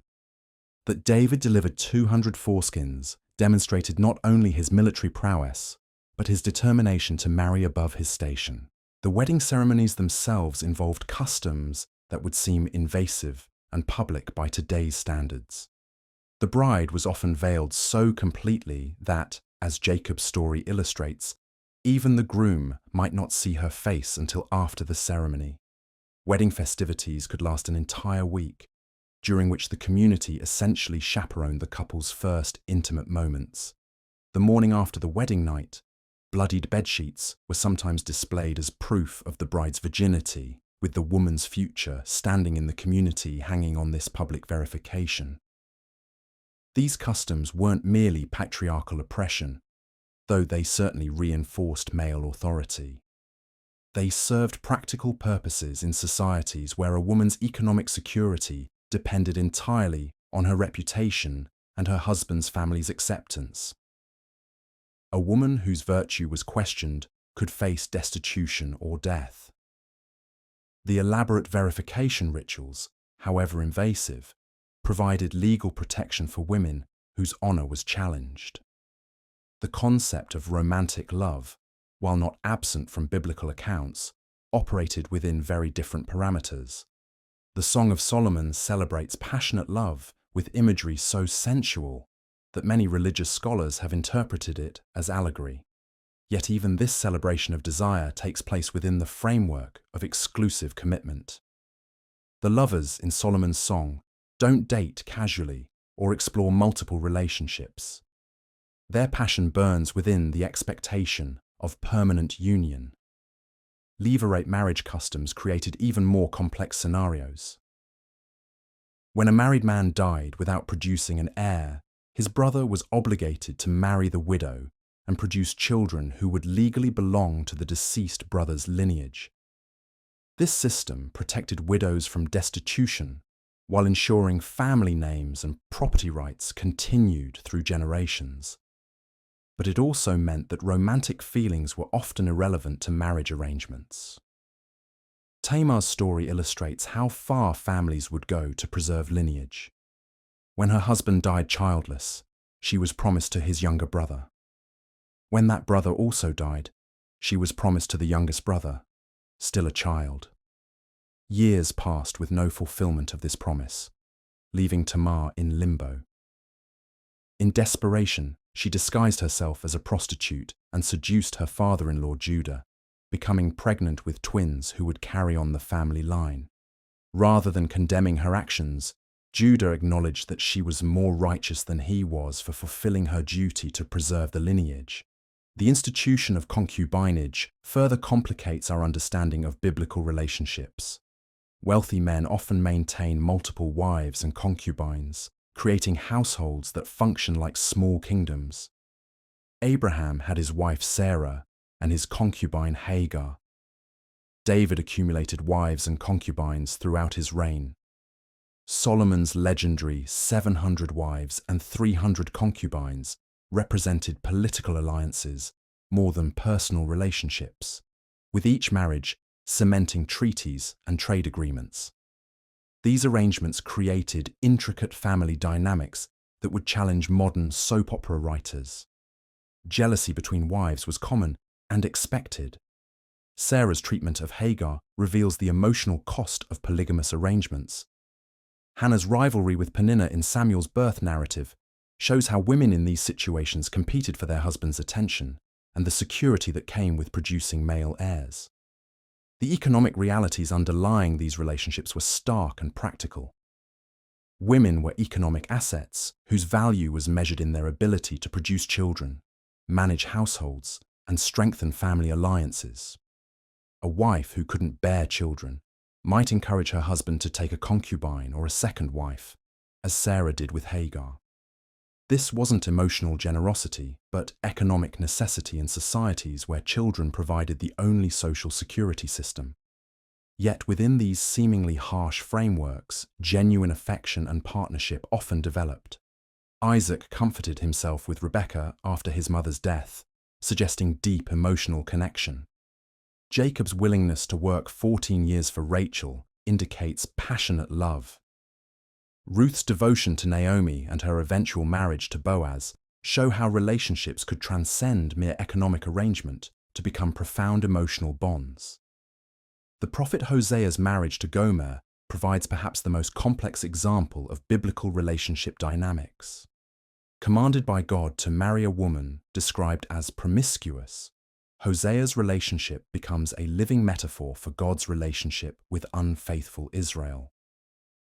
But beyond the theological symbolism, their story reveals how biblical marriages were expected to endure through betrayal, abandonment, and reconciliation. Divorce, while legally possible for men, was socially discouraged and economically devastating for women. Marriage contracts in biblical times included detailed provisions for various scenarios. If a man took a second wife, he was legally obligated to continue providing food, clothing, and conjugal rights to his first wife. If he failed in these duties, she could demand a divorce without forfeiting her dowry. These protections, while limited by modern standards, provided some security for women in vulnerable positions. The role of matchmakers and family negotiators was crucial in arranging marriages. Abraham's servant seeking a wife for Isaac carried substantial authority to negotiate on his master's behalf. He brought expensive gifts to demonstrate Abraham's wealth and conducted careful character assessments before making his selection. The servant's prayer for divine guidance shows how spiritual considerations intertwined with practical ones in marriage arrangements. Betrothals were often arranged years before marriages were consummated, sometimes when the intended spouses were still children. Mary's betrothal to Joseph follows this pattern. Their engagement carried the legal weight of marriage, requiring a formal divorce to dissolve, yet they lived separately until the wedding ceremony. This system protected young women by ensuring they had committed partners while allowing time for preparation and maturation. The virginity requirements applied almost exclusively to women created a sexual double standard that permeated biblical society. While men could visit prostitutes or take multiple wives with minimal social consequences, women faced death for adultery. Yet this system also created incentives for men to marry rather than simply use women sexually without commitment. The bride price and dowry systems meant that sexual relationships carried significant economic obligations. Interfaith marriages were generally prohibited, not from racial prejudice but from religious concerns. The fear was that foreign wives would introduce their husbands to idol worship, undermining the community's covenant relationship with God. Solomon's many foreign wives were indeed credited with leading him into idolatry in his later years, validating these concerns. Yet exceptions were made for foreign women who converted, like Ruth the Moabite. The biblical understanding of sexuality was more complex than often portrayed. While extramarital sex was forbidden, marital sexuality was celebrated. The Song of Solomon's erotic poetry was included in sacred scripture, and the Torah's commands for husbands to provide conjugal rights to their wives recognize female sexual needs. The temporary separations required for ritual purity were balanced by commanded reunions. Divorce laws, while favoring men, included some protections for women. A divorced woman received a certificate that allowed her to remarry, preventing her ex-husband from later claiming she was committing adultery. Priests were forbidden from marrying divorced women, but ordinary men faced no such restrictions. A man who divorced his wife without proper cause faced social censure and economic penalties. The age differences between spouses were often substantial by modern standards. Older men with established households married much younger women, creating relationships that resembled father-daughter dynamics as much as romantic partnerships. Yet these arrangements provided security for young women and their families while ensuring that household management skills were passed from older to younger generations. Courtship rituals, when they occurred, were highly chaperoned and symbolic. The exchange of gifts, the sharing of meals, and the formal presentations to families all carried deeper meanings about commitment, compatibility, and social status. Even seemingly casual encounters, like Ruth gleaning in Boaz's fields, followed careful protocols that protected reputations while allowing for relationship development.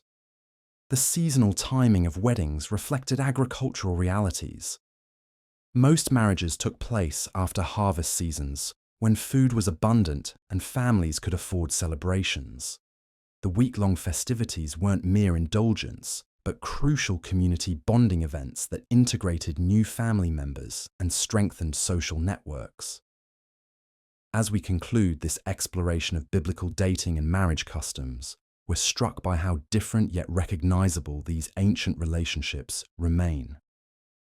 While the specific practices seem foreign, the underlying human desires for security, companionship, and continuation of family legacy resonate across millennia. These customs, however strange they may seem, created frameworks within which love could grow, families could thrive, and communities could endure the harsh realities of ancient life. The biblical world's approach to relationships prioritized stability over passion, duty over desire, and community welfare over individual preference.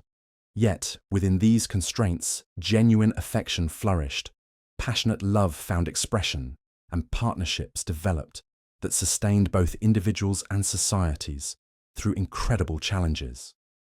Their legacy reminds us that while the forms of relationship may change, the fundamental human needs for connection, commitment, and belonging remain constant across all ages and cultures. Picture this. You're living in a world where your marriage prospects depend less on your sparkling personality and more on whether your father owns enough livestock to impress the right people. Welcome to medieval matchmaking, where romance took a back seat to politics, economics, and some truly wild customs that would make modern dating apps look like child's play. Medieval matchmaking wasn't just about finding love. It was a complex chess game played by families, communities, and sometimes entire kingdoms. Professional matchmakers, often women with extensive networks and sharp negotiating skills, operated like ancient talent agents, maintaining detailed mental databases of eligible bachelors and bachelorettes across vast regions. These matchmakers knew everything: who had good teeth, who owned fertile land, whose family had a history of producing twins, and most importantly, who could afford the best bride price. But here's where things get really interesting. Medieval courtship involved some absolutely bizarre rituals that would seem completely alien to us today. Take the practice of bundling, where young couples were encouraged to spend the night together in the same bed, but fully clothed and often with a wooden board placed between them. The idea was to test their compatibility and self-control, while chaperoned by the girl's family, sleeping in the same room. Imagine trying to have a romantic conversation while your potential mother-in-law is snoring 3 feet away, and you're separated by what amounts to medieval birth control made of oak. Then there were the courtship tokens, which went far beyond simple flowers or jewellery. Suitors would present their intended with elaborately carved love spoons in Wales, featuring intricate symbols that conveyed specific messages. A horseshoe meant good luck, a chain signified fidelity, and a wheel represented hard work. But the real prize was the puzzle spoon. If a young man could carve a functioning spoon with a ball trapped inside a cage, all carved from a single piece of wood, it proved he had the patience, skill, and dedication worthy of marriage. Basically, it was like solving a Rubik's Cube to prove you were husband material. The actual process of medieval matchmaking involved what can only be described as ancient speed dating meets livestock auction. Families would arrange viewing parties where eligible young people were paraded before potential partners and their families. These weren't casual meet and greets. They were highly choreographed performances where every gesture, every word, every piece of clothing was carefully calculated to convey status, fertility, and desirability. Young women were expected to demonstrate their domestic skills through elaborate displays. They might be asked to spin thread, embroider, or even cook a meal on the spot while potential suitors and their families watched and evaluated their technique. Men, meanwhile, had to prove their worth through displays of strength, wit, or craftsmanship. Some regions held competitive tournaments, where young men would compete in everything from archery to poetry recitation, with the winners earning the right to court the most desirable brides. But perhaps the most fascinating aspect of medieval matchmaking was the role of astrology and fortune-telling. Families didn't just consider practical matters like land ownership and breeding stock. They consulted astrologers to determine compatibility based on birth charts, planetary alignments, and cosmic influences. A couple might be perfectly matched in terms of wealth and status, but if their stars weren't aligned, the match could be called off entirely.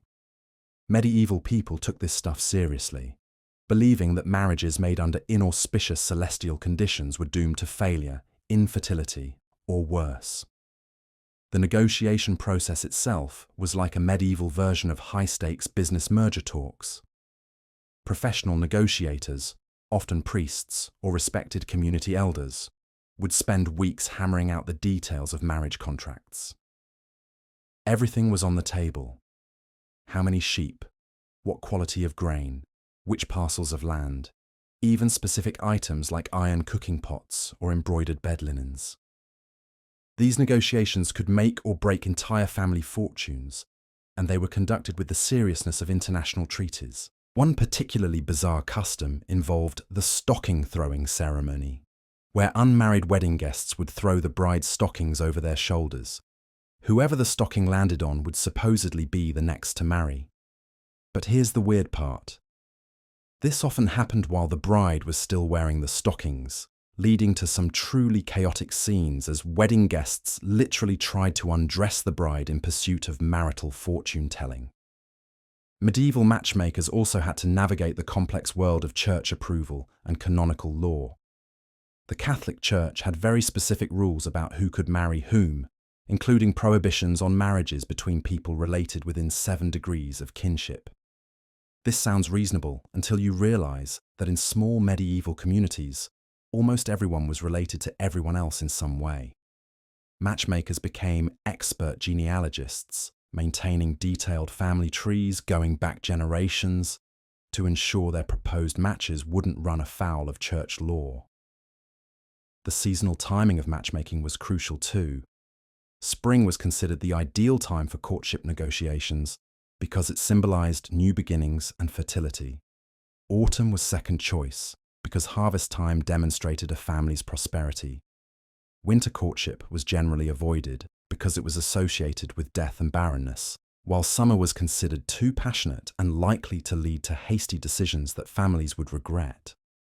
Regional variations in matchmaking customs created a patchwork of bizarre traditions across medieval Europe. In some parts of Germany, potential brides had to prove their worthiness by successfully managing a household for an entire year under the watchful eye of their future mother-in-law. In certain French regions, young men had to compose and perform original songs detailing why they deserved to marry their chosen bride, with the entire community voting on the quality of their musical courtship. The role of go-betweens was absolutely critical because direct communication between potential spouses was often forbidden or heavily restricted. These intermediaries, usually older women with reputations for discretion and wisdom, carried messages, negotiated terms, and sometimes even conducted the entire courtship on behalf of the young people involved. They developed elaborate codes and symbols to communicate sensitive information, turning medieval matchmaking into something resembling an elaborate spy network. Perhaps most importantly, medieval matchmaking recognized that marriage was far too important to be left to the whims of young people in love. The stakes were simply too high. Family fortunes, political alliances, economic stability, and the production of legitimate heirs all hung in the balance. While this might seem cold and calculating to modern sensibilities, it reflected a world where individual romantic feelings were a luxury that most people simply couldn't afford. Yet within this seemingly rigid system, there were surprising opportunities for agency and choice. Clever young people learned to work within the constraints, using family networks and community connections to influence their own matrimonial fate.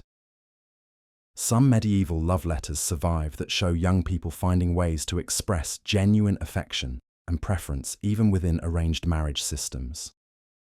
The success of medieval matchmaking ultimately depended on the skill of the matchmakers themselves, their ability to read people, understand family dynamics, predict compatibility, and negotiate complex agreements that satisfied multiple parties. These women, for they were predominantly women, wielded enormous informal power in their communities, shaping the marriages that would determine the next generation's social structure. As we look back on these elaborate medieval courtship systems, they remind us that while the forms of matchmaking have changed dramatically, the fundamental human desire to find compatible partners and build stable families remains constant. The medieval world may have approached this challenge with customs that seem bizarre to us today, but their recognition that successful marriages required careful consideration, community support, and practical compatibility contains wisdom that transcends any particular historical period. In medieval times, the intricate dance of courtship and marriage unfolded quite differently than our modern romantic ideals might suggest. As we delve deeper into this fascinating world, we discover that love, while not absent, operated within a complex framework of social expectations, religious doctrine, and practical necessity. The concept of romantic love as we understand it today was largely foreign to medieval society. Instead, marriages were viewed primarily as strategic alliances between families, designed to consolidate wealth, secure political power, or strengthen social standing. Young people rarely had the luxury of choosing their own partners based on personal attraction or emotional connection. For the nobility, marriage negotiations often began when children were still very young, sometimes even infants. These arrangements were carefully orchestrated by parents and extended family members who understood the intricate web of medieval politics and economics. A well-placed marriage could secure valuable trade routes, forge military alliances, or unite rival factions, making it far too important to leave to the whims of young hearts. The process typically began with intermediaries who would approach potential families to gauge interest and negotiate terms. These negotiations could take months or even years, involving detailed discussions about dowries, inheritance rights, and the political implications of the union. The bride's family was expected to provide a substantial dowry, which might include land, livestock, money, or valuable goods. In return, the groom's family would promise to provide for the bride's welfare and security. Religious authority played a crucial role in legitimizing these unions. The Catholic Church had established specific rules governing marriage, including prohibitions against unions between close relatives and requirements for public ceremonies. The reading of bans 3 consecutive Sundays before the wedding allowed the community to raise any objections to the proposed marriage. The actual wedding ceremony was often a grand affair, particularly among the wealthy. Elaborate feasts could last for days, featuring entertainment, music, and displays of the family's prosperity. The bride would typically wear her finest garments, often in rich colors like blue or green, as white wedding dresses wouldn't become popular until much later periods. However, beneath these formal arrangements, human nature still found ways to express itself. While arranged marriages were the norm, there are documented cases of couples who developed genuine affection for each other over time. Some even managed to influence their families' choices by expressing preferences or demonstrating compatibility with potential partners. For those of lower social standing, the dynamics were somewhat different. Peasant families couldn't afford elaborate negotiations or substantial dowries, but they still approached marriage with practical considerations in mind. A young man needed to demonstrate that he could provide for a family, while a young woman was valued for her ability to manage a household and contribute to the family's economic survival. The medieval period also saw the emergence of courtly love traditions, particularly in France and other parts of Western Europe. This literary and cultural movement celebrated romantic passion, though often in the context of extramarital relationships. Knights would compose poetry and perform deeds of valor to win the favor of noble ladies, though these relationships were typically understood to be platonic and idealized rather than leading to marriage. Within marriage itself, the roles and expectations were clearly defined by both law and custom. Husbands held legal authority over their wives and were responsible for making major decisions about property, residence, and family matters. Wives were expected to be obedient and supportive, managing the household and raising children, while deferring to their husbands in most areas of life. Yet even within these constraints, evidence suggests that many medieval marriages involved genuine partnership and mutual respect. Letters and documents from the period reveal couples who consulted each other on important matters, shared affection, and worked together to advance their family's interests. The Church's influence extended beyond the wedding ceremony into the ongoing relationship between spouses. Christian doctrine emphasized the sanctity of marriage and the importance of fidelity, while also providing some protections for wives against abuse or abandonment. Though divorce was extremely rare and difficult to obtain, the Church did recognize certain circumstances under which marriages could be annulled. As we reflect on these medieval practices, we see a world where individual desires were often subordinated to family and social needs, yet where human connections still flourished within the constraints of their time. The foundations of partnership, commitment, and family that we value today were being shaped by these ancient customs, even as they evolved into the more individualistic approaches to love and marriage that would emerge in later centuries. And yet, despite the overwhelming hardships that winter's cruel embrace brought to every corner of medieval society, there remained something miraculous about the human capacity to find light in the deepest darkness. As we conclude our journey through these brutal seasons of centuries past, we arrive at perhaps the most remarkable truth of all, that love, in all its forms, refused to be frozen by winter's icy grip. In the depths of February's bleakest days, when hope seemed as distant as spring itself, the feast of St. Valentine emerged like a warm candle flame in a frost-covered window. This ancient celebration, born from pagan fertility rites and blessed by Christian tradition, became a beacon of romantic possibility that even winter's harshest winds could not extinguish. Picture, if you will, the scene in a medieval manor house on the 14th day of February. The great hall, normally drafty and forbidding, suddenly comes alive with nervous laughter and whispered conversations. Young lords and ladies, their cheeks already rosy from the cold, gather around a simple wooden bowl filled with carefully folded slips of parchment. This is the drawing of Valentine sweethearts, a custom that would determine romantic pairings for the year to come. Lady Eleanor, barely 16 and wrapped in her finest wool cloak, reaches into the bowl with trembling fingers.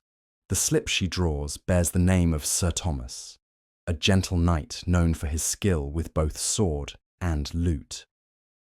Across the room, Thomas himself has drawn her name, and their eyes meet with a spark that seems to warm the very air between them. Such moments of serendipity were treasured in an age when marriages were more often matters of politics than passion. But Valentine's Day was not reserved only for the nobility. In villages throughout Europe, young peasants and craftsmen participated in their own versions of the celebration.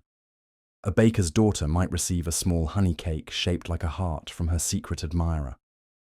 A blacksmith's apprentice might fashion a delicate iron trinket for the miller's daughter who had caught his eye at the harvest festival months before. These tokens of affection were precious beyond their material worth. In a world where life was harsh and uncertain, where death stalked every household and hunger was a constant companion, the simple act of giving and receiving love took on profound significance. A handwritten verse, painstakingly composed by candlelight in a freezing cottage, carried more weight than the grandest gestures of our modern age. Consider the story of Agnes the weaver and William the carpenter, recorded in the chronicles of a small Yorkshire village. Agnes, a widow with 2 young children, had caught William's attention with her quiet dignity and skilled hands that could transform rough wool into beautiful cloth. On St. Valentine's Day, William left a small wooden box at her door, carved with intricate roses and containing a precious ribbon of blue silk he had traded a month's wages to obtain. Agnes treasured that ribbon for the rest of her life, wearing it in her hair on special occasions and eventually sewing it into her wedding dress when she and William married the following spring. Their love story, born in winter's depths and nurtured through its hardships, became the stuff of village legend, proof that even in the darkest times, the human heart could bloom like a flower pushing through snow. The Valentine tradition created a temporary suspension of winter's usual austerity. Suddenly, young people who had spent months focused solely on survival could allow themselves to dream of romance and companionship. The exchange of Valentine tokens became a ritual of hope, a declaration that life contained more than mere endurance, that beauty and love and joy were worth preserving, even when the world seemed determined to crush them. Churches, too, played their part in these celebrations. Priests, understanding the vital importance of maintaining morale during the harshest season, often blessed Valentine tokens and encouraged the faithful to see love as a reflection of divine grace.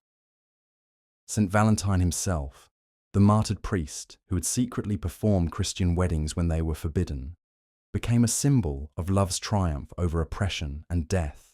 As Valentine's Day gave way to the solemn season of Lent, the romantic spark it had kindled continued to burn in countless hearts. Young couples who had been paired by fate or fortune began tentative courtships that would bloom fully when spring returned. Love letters, carefully crafted and secretly delivered, circulated despite the cold and the dangers of winter travel. These letters, when they survive in historical records, reveal the profound depths of feeling that medieval people were capable of experiencing. Far from the cold, calculating matches we sometimes imagine, many medieval relationships were built on genuine affection, mutual respect, and passionate devotion. The hardships of winter, rather than dampening romantic feelings, often intensified them by highlighting how precious and fragile human connections truly were. But perhaps the most beautiful aspect of medieval Valentine celebrations was how they brought together people of all ages and stations. Grandparents told stories of their own Valentine encounters decades earlier. Parents watched their children participate in the rituals they themselves had once enjoyed. Servants and nobles alike could participate in the democracy of love that Valentine's Day represented. In monastery scriptoriums, monks carefully copied love poems and romantic tales, preserving for posterity the literature of courtly love that flourished even in winter's depths. These works, from the passionate verses of troubadours to the epic romances of Arthurian legend, served as both entertainment an inspiration for countless medieval lovers. The feast of Saint Valentine reminded medieval people that they were more than mere survivors struggling against the elements. They were human beings capable of profound emotion, artistic expression, and spiritual transcendence. Love, whether romantic, familial, or divine, provided the warmth that no hearthfire could match and the light that no candle could rival.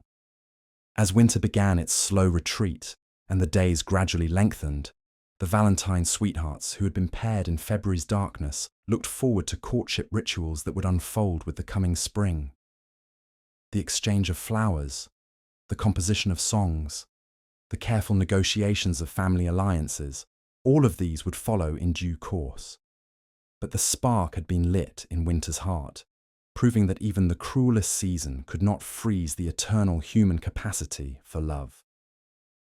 And so, as we conclude our journey through the brutal winters of medieval Europe, let us remember this final lesson: that our ancestors faced their harshest trials not merely with grit and determination, but with open hearts and the unwavering belief that love makes even the darkest winter bearable. In their Valentine celebrations, in their quiet acts of kindness, in their willingness to share warmth and hope with one another, they demonstrated that the human spirit is truly unconquerable. The next time winter seems particularly harsh, the next time the world feels cold and unwelcoming, remember the medieval lovers who drew names from wooden bowls and exchanged tokens of affection by flickering candlelight.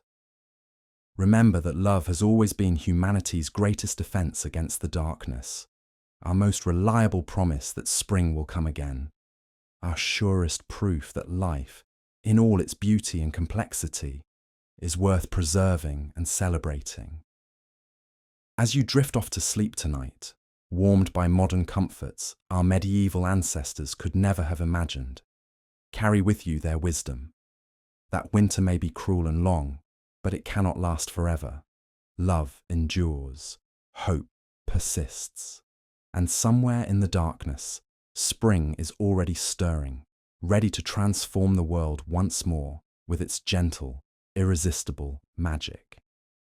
As we journey through these ancient corridors of love and marriage, we begin to see fascinating parallels to our modern world that might surprise you.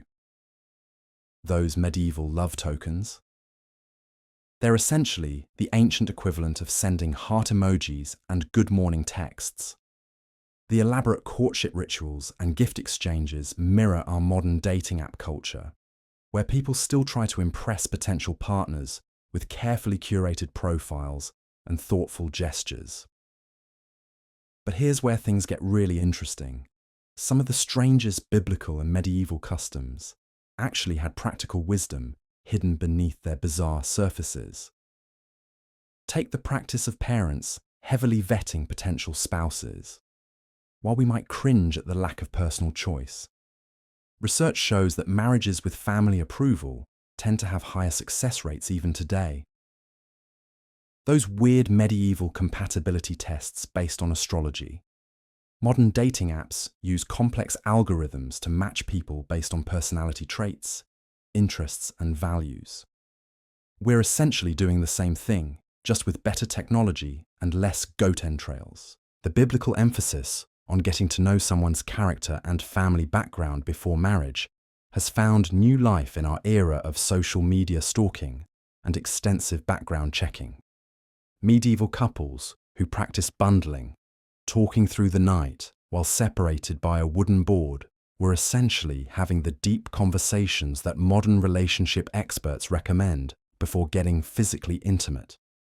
The concept of proving your worthiness through service and dedication, like Jacob working 7 years for Rachel, echoes in our modern expectation that partners should demonstrate commitment over time.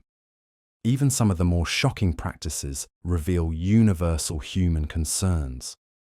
The biblical preoccupation with virginity and purity, while often oppressive, reflected deep anxieties about paternity and inheritance that still influence modern relationship dynamics.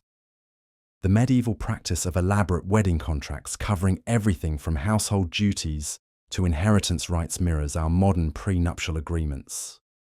Those bizarre medieval wedding night customs, designed to ensure the marriage was properly consummated, reflect the same human need for certainty and commitment that drives our modern relationship milestones.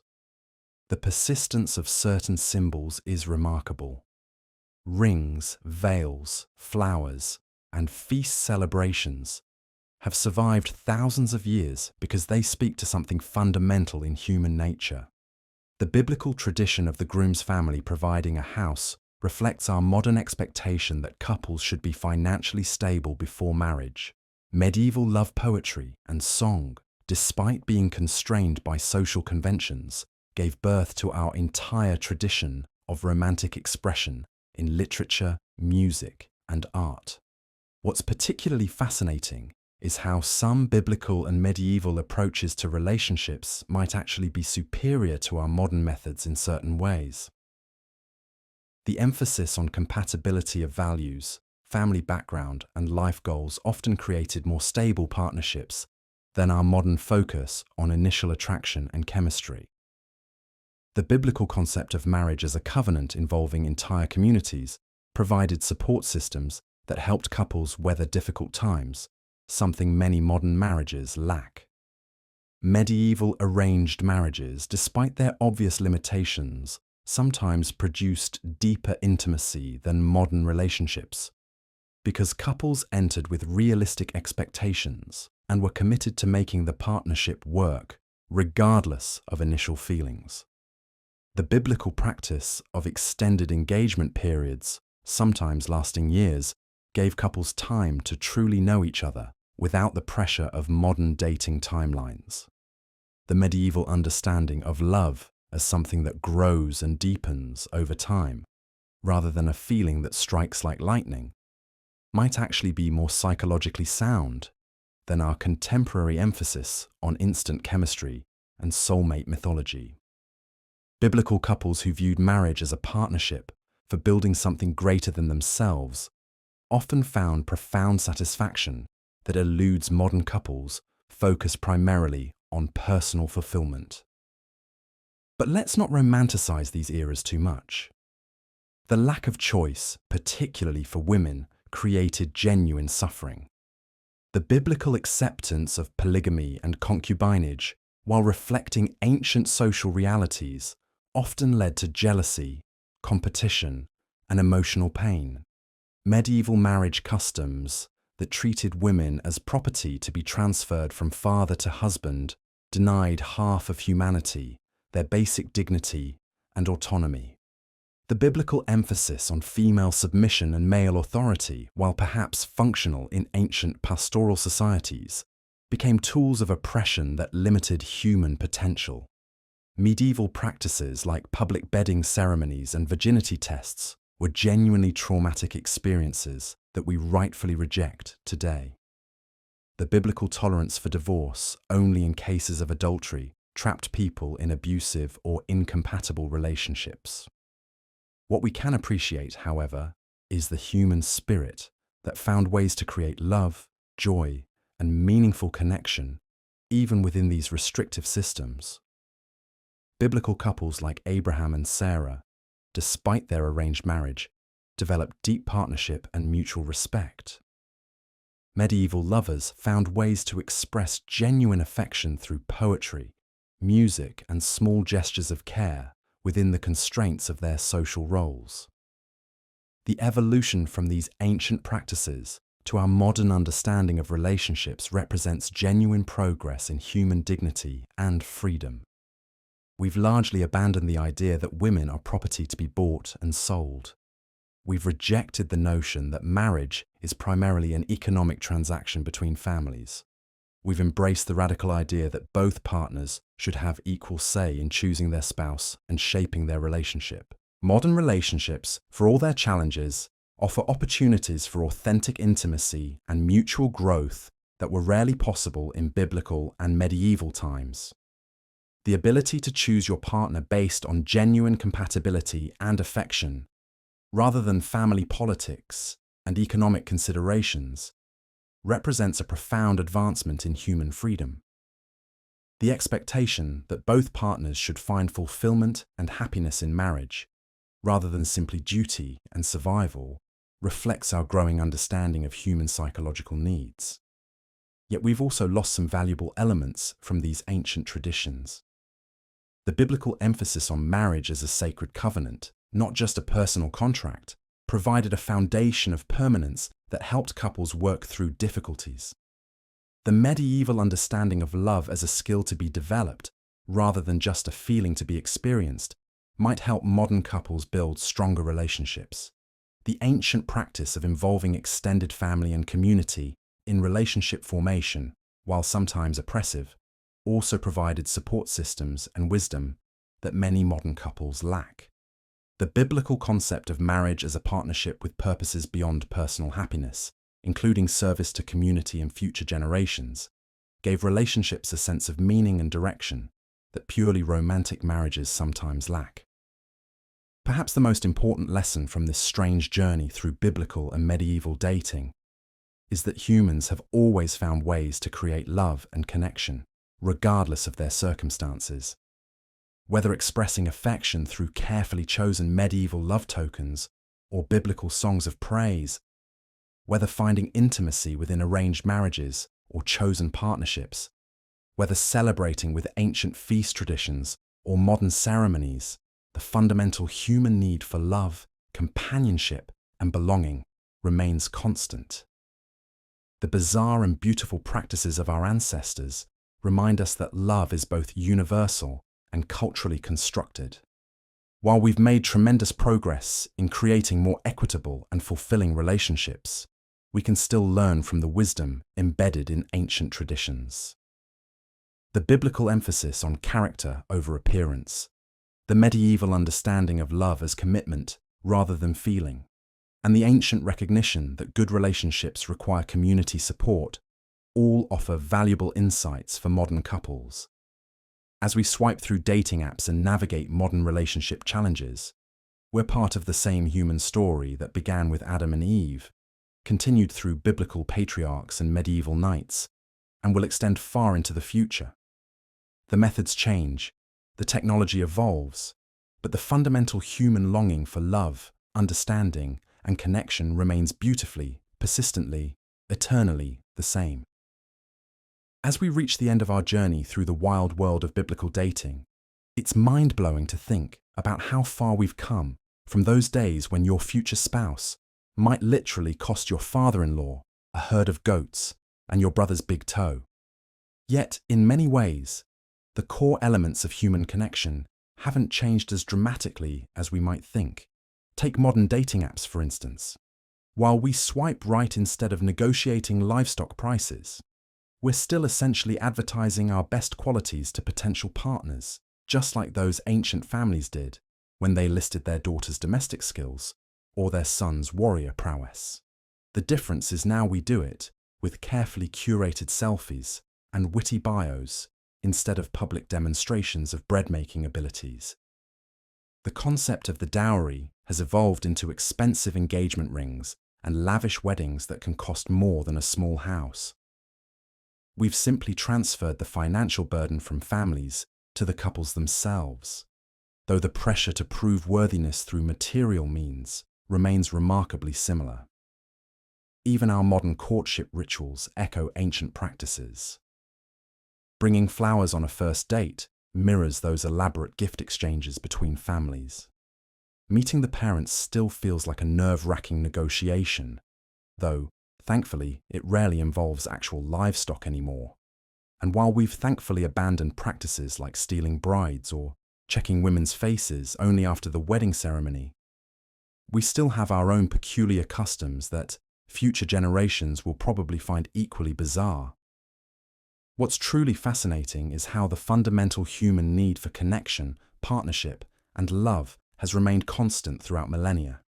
Whether you're Isaac waiting for Rebecca at the well or someone nervously preparing for a Tinder date, the butterflies in your stomach are probably remarkably similar. Perhaps the most important lesson from biblical dating culture isn't about the weird customs or brutal practices, but about the resilience of human connection. Despite all the arranged marriages, family politics, and transactional relationships, people still found ways to care for each other, to build partnerships, and to create loving families. Today's dating world might seem chaotic, with its endless choices and complex social dynamics. But at least we're not negotiating bride prices in sheep or worrying about whether our future spouse's face will be a complete mystery until the wedding day. Sometimes it's good to remember that no matter how complicated modern love feels, we're definitely living in the golden age of romantic freedom compared to our biblical ancestors.